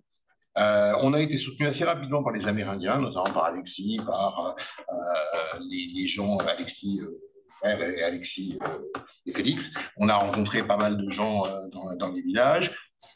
On a été soutenu par la MIPAB. On a même été soutenu par l'évêque de Guyane qui n'était pas opposé à ce qu'on fasse cette enquête. Et le Grand Conseil coutumier nous a demandé de faire une enquête sur la viabilité d'une telle commission. Alors ça, c'était au mois d'octobre-novembre de l'année dernière. On a commencé à travailler. On a fait 2 grands forums à Cayenne sur ces questions-là. La préfecture a retiré le soutien financier que nous avait promis le Grand Conseil coutumier. Alors, avec effectivement un épisode où le Grand Conseil disait une chose, faisait voter en Assemblée générale le soutien au texte à la commission, et le président du Grand Conseil revenait en arrière. Alors, on a interrogé le ministre qui a dit qu'il n'était pas opposé. Pour une fois, le ministre Betlarenko n'était pas sa version contre le chef de Prospérité. Il n'était pas opposé, il n'était pas favorable, mais il n'était pas opposé. Il y a eu un gros soutien médiatique, mais pour l'instant, on n'a pas de réponse du ministère de l'Outre-mer, qui, je pense, est gêné un peu aux entournures de mettre en opposition par rapport au préfet. Le préfet a changé, le ministre a changé, l'IMJD n'a pas changé d'avis, donc on a rédigé un rapport et on va le présenter, je pense, début décembre à l'Assemblée nationale. On va organiser cette cérémonie. Alors, il y a un peu du plaidoyer, hein, nous, on assume, et on verra bien ce qu'ils vont donner. Et effectivement, parallèlement à ça, il y a eu la création d'une association, d'un collectif pour les hommes indiens. Alors c'est intéressant d'ailleurs parce que ce collectif il s'est formé de manière assez horizontale en termes de structure. Il n'y a pas de président, c'est une forme un peu particulière. Je pense que c'est une forme qui, je ne sais pas si c'est du droit rond, mais ça renvoie un peu quand même à ce cas. Et ce collectif, je cite absolument de mémoire, a présenté son action à Cayenne et a proposé à la fois ses objectifs, c'est une demande d'excuses de la part du gouvernement pour la violence qu'auraient subi les enfants, qu'ont subi les enfants, l'idée de mécanisme d'indemnisation, l'idée de mécanisme de prise en charge des victimes et des descendants de victimes, parce que là, on est clairement dans ce qu'on va évoquer demain, la transmission d'un traumatisme, la création d'un lieu de mémoire, la création d'un musée et la création d'une commission vérité sur cette question-là. Et pour l'instant, eh bien, on en est là. Voilà, et suite au prochain numéro. Mais je pense que l'idée avance. Que paradoxalement, même si ça n'a pas abouti l'année dernière, énormément de contacts en off, y compris au ministère, y compris en plein de structures, ont abouti à l'idée de socialiser un peu cette idée-là. Et que le fruit va mûrir. Quoi. Je te voulais beaucoup, quand il y avait eu la proposition de sur les commémorations de l'esclavage, sur les questions créoles. Exactement. Je me souviens d'être à ce moment-là, je crois que j'étais à Saint-Laurent, en réunion avec les écuries. Je n'étais même pas cité. Donc, ça c'était bien longtemps. De voir ça, effectivement, c'est quelque chose qu'on n'aurait pas que là. Il faut encore attendre 30 ans pour avoir un peu mieux, j'espère pas. Ce qui est très bien, effectivement, c'est ces initiatives, ces stratégies. Finalement, comme une stratégie. Tout ça, c'est bien. Il n'y aurait pas pu avoir ces ouvrages aussi, donc, qui peut-être, j'espère, auront ce prix. Je voudrais juste citer que j'ai montré le dragon et l'esprit du dragon. L'ouvrage, il faut absolument lire aussi. C'est un petit guerrier. Il n'est jamais dans la confrontation. Il n'est pas dans la revendication. Il n'est pas dans la folie. Il n'est pas dans la violence. Il est vraiment dans ce domaine. Encore une question?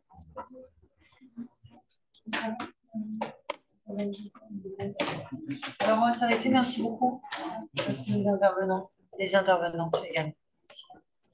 Oui, merci beaucoup à tous. On passe à la dernière étape. Et donc, merci Marthe, la de conclusion de Vera Brémond après cette journée particulièrement riche. Vera. Bien, merci beaucoup Olivier, merci à tous d'avoir patienté jusqu'à maintenant. Je vais essayer d'être aussi bref que possible. On va d'abord me mettre l'ingénierie. Voilà, et commencer cette conclusion, alors que je vais essayer de faire aussi bref que possible. D'abord, en faisant écho, alors, un rituel qui n'était pas approprié à ce stade-là de la journée, qui me semble intéressant, c'est ce qu'on appelle les mots avant toute chose. Une notion finalement au début choisie, qui consiste, alors, simplement, avant de parler et d'exprimer une idée, de saluer et honorer, je cite les éléments que je peux relever cette notion, la terre et les eaux, le soleil et les tempêtes et tous les peuples du monde. Alors, pour démarrer cette conclusion, il me semble important, et en cela, je note que je rejoins ce qu'avait dit Karine David, sur l'humilité qu'on doit avoir lorsque l'on parle des peuples autochtones, surtout de là où nous sommes. Alors, peut-être une seule relativisation à ce que l'on va saluer et honorer, c'est notamment sur le soleil et la chaleur que nous avons pu vivre durement aujourd'hui, bien que, de manière générale, il est quand même bienvenu. En lien avec ces mots avec toute chose, je voudrais aussi quand même remercier chaleureusement Olivier Lepuc, Antoine Macias et Merdis pour avoir eu l'idée de cette journée qui a été en quelque sorte pour moi l'un des plus beaux cadeaux de bienvenue que j'ai pu avoir. puisque c'est une thématique qui m'est chère, comme vous pouvez le voir. Et j'ajouterai également dans mes remerciements une mention également pour le qui m'a inspiré cette journée, qui a pu aussi inspirer des idées pour annoncer cette journée-là et avec laquelle nous avons pu nouer de nombreux projets. Et évidemment, mes remerciements les plus sincères à Claude, mais qui a fait un travail titanesque pour que tout se fasse comme il faut. Alors, je reviens à cette idée de mots avant toute chose et cette idée de choses qui nous unissent. Parce que on notera, alors même si nous avons essentiellement des personnes issues de France métropolitaine, que nous venons tous d'endroits différents. Certains nous viennent récemment de mer, d'autres nous viennent du Canada, ce qui fait que ce colloque est international grâce à Catherine Savard. Merci beaucoup. Diversité de nos parcours également, puisque certains sont des enseignants-chercheurs confirmés, membres seniors de l'Institut universitaire de France, d'autres sont des jeunes doctorants qui sont intéressés à ces questions autochtones, et diversité enfin de nos thématiques de recherche, dans la mesure où s'il y a des autochtonistes, il y a moi-même pour l'être, on a aussi eu le plaisir d'avoir des environnementalistes s'intéresser à ces questions, des spécialistes de la justice transitionnelle, du droit de l'outre-mer, du droit de l'Union européenne, et même, je trouve ça assez intéressant et enthousiasmant, des spécialistes de contentieux fiscal et de droit de l'énergie. Comme quoi le droit des peuples autochtones mène à tout. Tout mène au droit des peuples autochtones. Alors, nous sommes unis pourtant par notre intérêt pour cet objet singulier qui est le droit des peuples autochtones. Alors, je mets des guillemets à objet, j'y tiens, parce que le droit est un objet. En revanche, ça être une évidence, je reviens à cette notion d'évidence, les peuples autochtones, pour reprendre les mots du chef Cree Wilton Littlechild lors de l'adoption de la Déclaration des Nations Unies sur les droits des peuples autochtones, ne sont ni des objets, ni des sujets, mais des êtres humains. Alors, une évidence de dire cela, et pourtant quel parcours il a fallu pour en arriver là. Dans la mesure où dans certains pays, je pense notamment à l'Australie qui est dans l'actualité, jusqu'à il n'y a pas si longtemps, en 1967, pour le cas australien, on ne comptait même pas les peuples autochtones dans le recensement. C'est-à-dire à quel point on était dans l'ignorance de leur existence.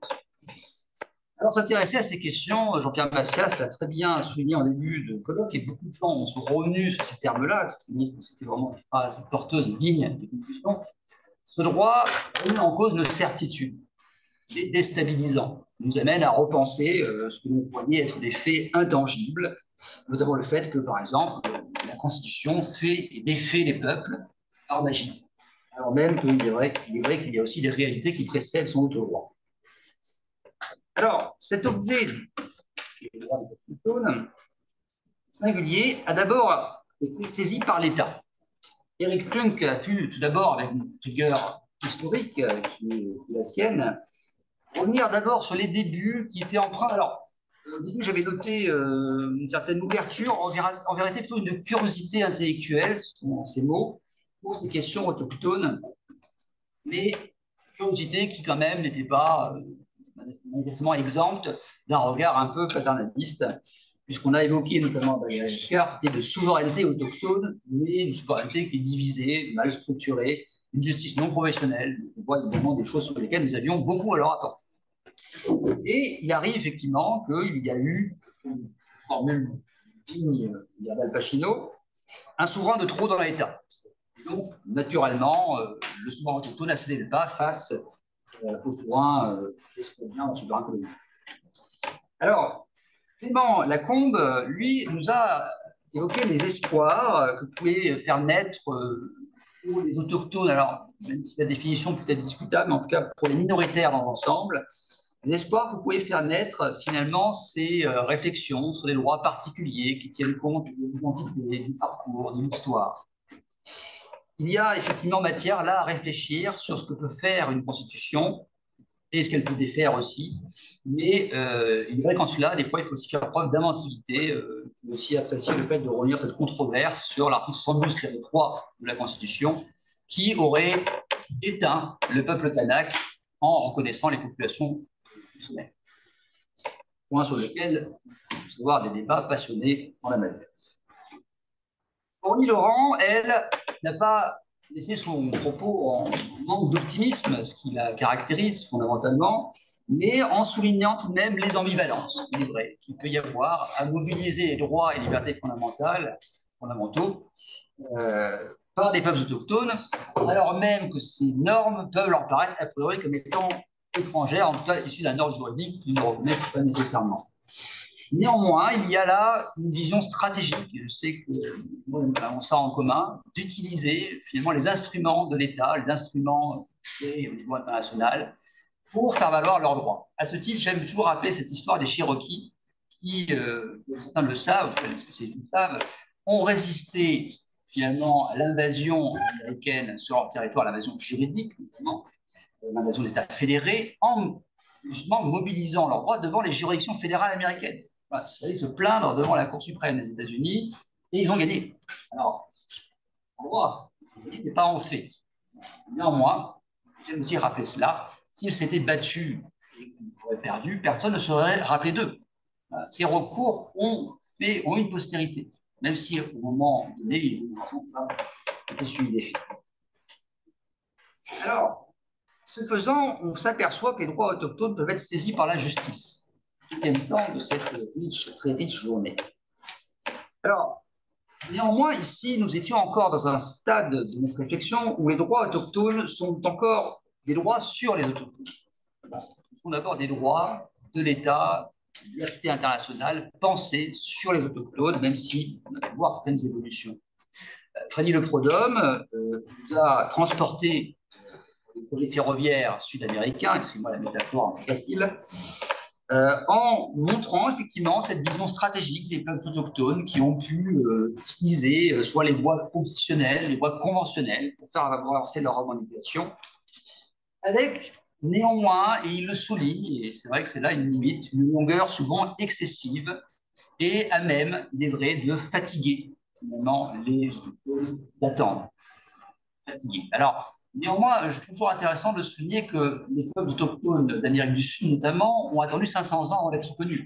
Bon, un délai de 10 ans peut paraître déjà très très long, et sans doute que c'est déjà trop long, mais il y a néanmoins une résilience qu'il faut quand même saluer. Laura Caillé a dressé un tableau sans concession de ce que sont les violences faites aux peuples autochtones, et notamment aux femmes. Ces violences qui, on l'a noté, elle l'a noté très bien, sont des violences, certes, qui remontent à la colonisation, mais qui ont perduré. Il ne faut pas penser que parce qu'il n'y a plus de métropole, la colonisation a pris fin. Il y a des conséquences qui subsistent. Et si beaucoup d'autochtones ont potentiellement sont poursuivis par la justice, certains tombent à la délinquance, ils ne sont pas fondamentalement criminels. Il y a là un traumatisme colonial qui existe, et là, j'en profite pour faire des publicités pour le très beau forum prévu demain à Bayonne sur cette thématique. Néanmoins, je reviens à ce que nous disait Laura Caillé, il y a sans doute en la matière des insuffisances criantes de la justice. La justice, telle qu'elle est, du moins sur le terrain, qui est le Guatemala, ne paraît pas tout à fait en mesure de répondre à la gravité de ces violences. Toutefois, il y a matière, et je trouvais ça très intéressant d'avoir cette démarche, à penser les moyens d'améliorer les choses. Et on ne peut pas être que dans le constat de dire que voilà, le monde est terrible, et on va penser effectivement à améliorer la situation pour pouvoir faire face à ces violences qui sont inacceptables. D'ailleurs, des principes qui nous sont chers.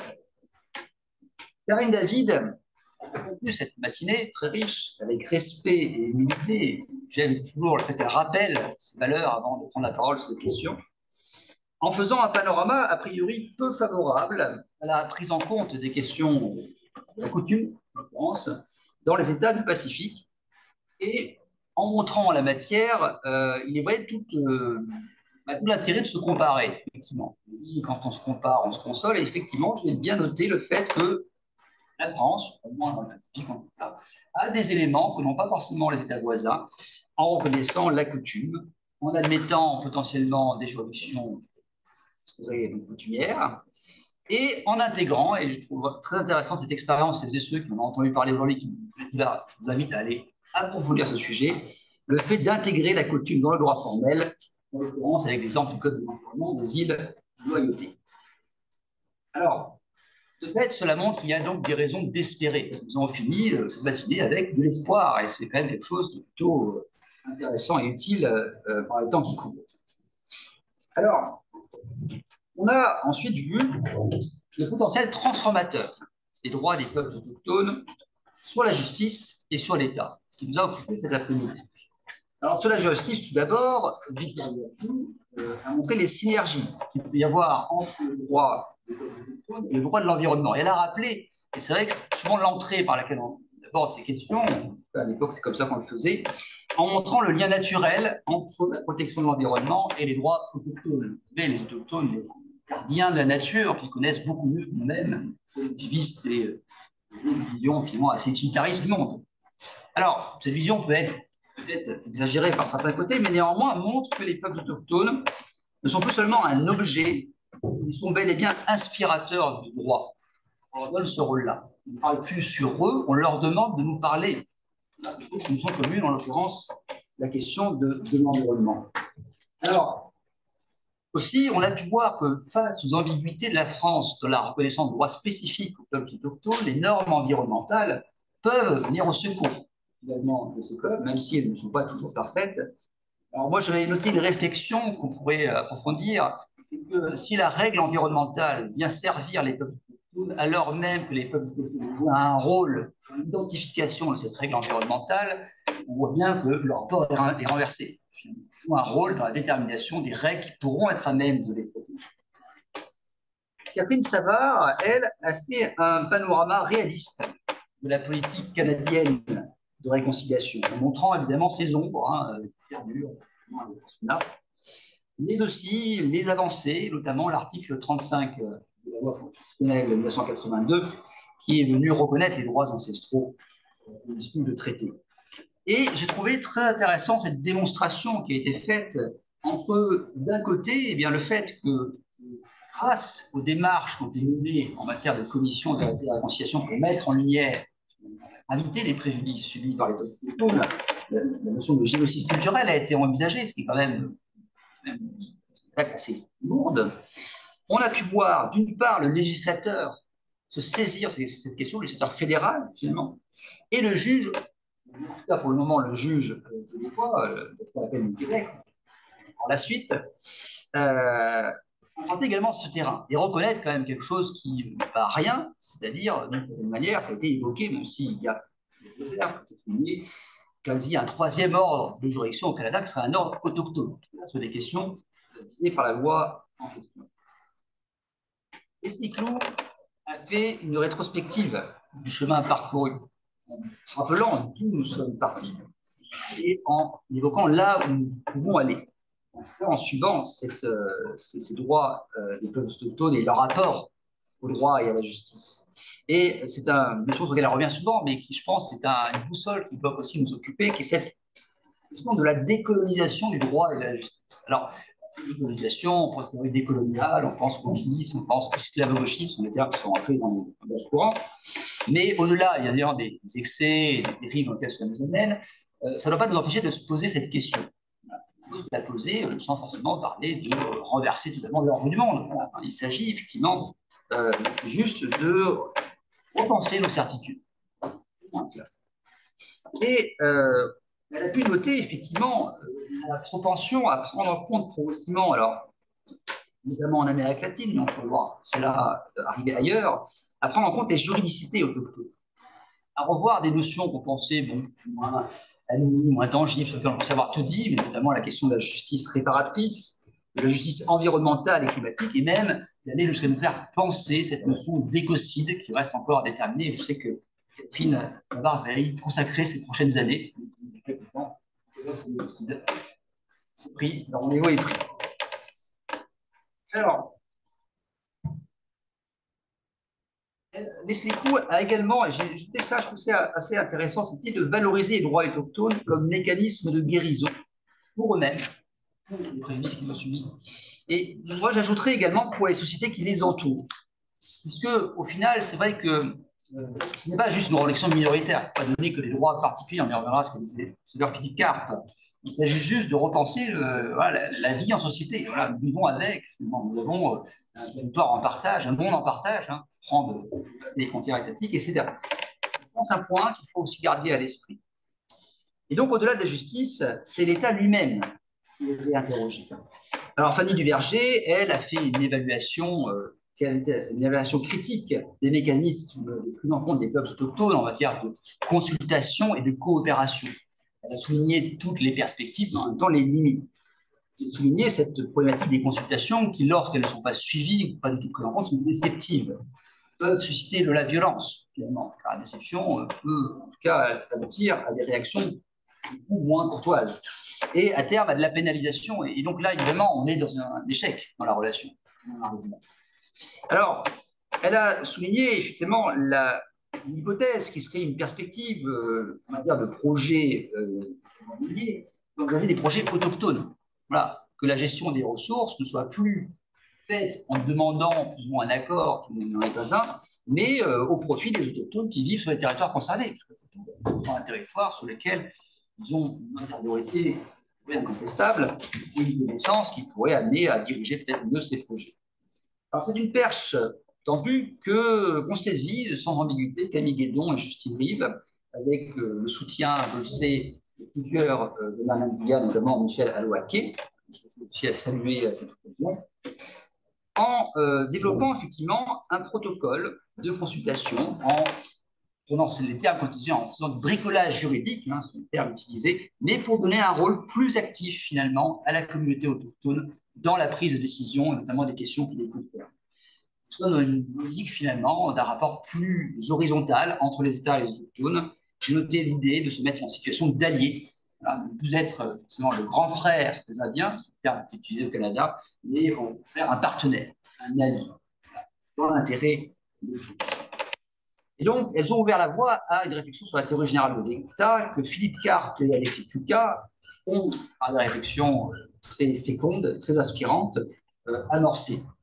Alors, je ne pourrais pas résumer la richesse de ce que Philippe vous a partagé. Et pour ça, il est très heureux d'avoir non seulement un enregistrement vidéo, mais aussi une communication écrite et de nombreux écrits sur cette question des travaux à venir. Mais il y a effectivement la matière à penser la reconquête des identités autochtones, non pas contre l'État ou la société, mais pour un meilleur vivre ensemble dans la communauté. J'ai noté cette idée de réinsérer de l'esprit, de la spiritualité. Avec les juristes peuvent des fois être un peu froids, finalement. Et là, on a effectivement une démarche qui vise quand même à penser non pas le droit pour ce qu'il est, mais pour ce qu'il devrait être. Qui rejoint d'ailleurs des réflexions de Jean-Pierre Massat sur cette question-là. Alors, le droit des peuples autochtones, et j'en arrive à la conclusion de la conclusion, j'ai coutume à dire que c'est un droit d'espérance, car il part de très loin.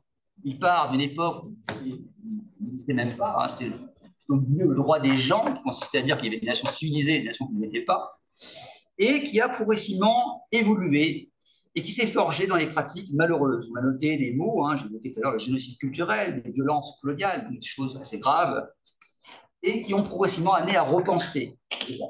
Alors c'est un droit qui dérange, un droit qui nous pousse à nous réinterroger, mais c'est aussi un droit qui nous enrichit. C'est pourquoi j'ai consacré jusque-là toute ma carrière. C'est un droit qui amène à penser de nouveaux concepts. On a parlé de droit rond, de droit soleil. C'est un droit qui permet de réinterroger d'autres concepts, de les améliorer dans une approche holistique. La justice transitionnelle, la justice environnementale, la justice restauratrice, qui font face à des situations pour lesquelles nous n'avons pas forcément de réponse. Le droit peut évoluer, il faut garder ça à l'esprit. Le droit n'est pas une chose figée. Au final, le droit des peuples autochtones est un droit, et je tiens aussi à cette idée, un droit de vivre ensemble. Ce n'est pas de défaire le monde. Je ne sais pas que ce soit l'aspiration des autochtones, il ne s'agit pas, par quelques cas minoritaires, de devenir tous indépendants, de renvoyer les anciens colons en descendant à la mer. Il s'agit de refaire, de reconstruire. C'est ça la finalité. Et je terminerai, parce que c'est l'actualité, en citant la très belle déclaration d'Uluru, une déclaration qui a été faite en 2017 par les peuples aborigènes et insulaires des Trois-les-Torres d'Australie, dans lequel il parle de la souveraineté autochtone originaire. Il parle du fait qu'il y avait bien des habitants en Australie avant la colonisation. Ils ne disent pas pour autant la souveraineté de la couronne. Ils ne disent pas, oui, il y a souveraineté autochtone. Ils ne disent pas, cette souveraineté autochtone annule la souveraineté de la couronne. Ce n'est pas ce qu'ils disent. Ils parlent juste d'idée de coexistence, voilà, que chacun ait sa voix. Et c'est le sujet actuel en Australie, de donner une voix.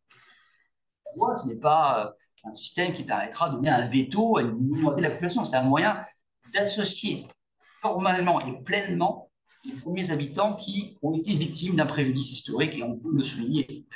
Une cause soldée. Voilà, la doctrine du fait accompli n'a pas lieu de s'appliquer. Voilà, il y a bien un préjudice. Il faut trouver des réponses. Et il conclut la déclaration en disant, ce sera, je pense, une bonne métaphore pour finir cette journée, nous quittons notre camp de base et commençons notre longue marche à travers de ce vaste pays. Nous invitons à marcher avec nous dans un mouvement du peuple australien pour un avenir meilleur. Aujourd'hui sera le peuple communiste qui marchera pour un avenir meilleur. Merci de votre attention.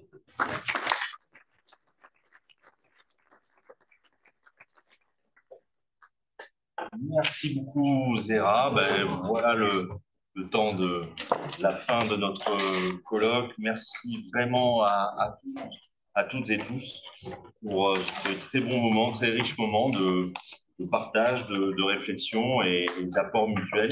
Pour ceux qui ne connaissaient pas bien la matière, j'en fais partie. Bien sûr que cette journée est plus riche que je ne l'étais ce matin. Je vous remercie parce que chacun d'entre vous apprécie aussi à sa juste mesure l'intérêt, la pertinence de tout ce que vous avez pu dire. Il y aura une publication guidée qui va prendre en charge. On remercie par avance. Demain.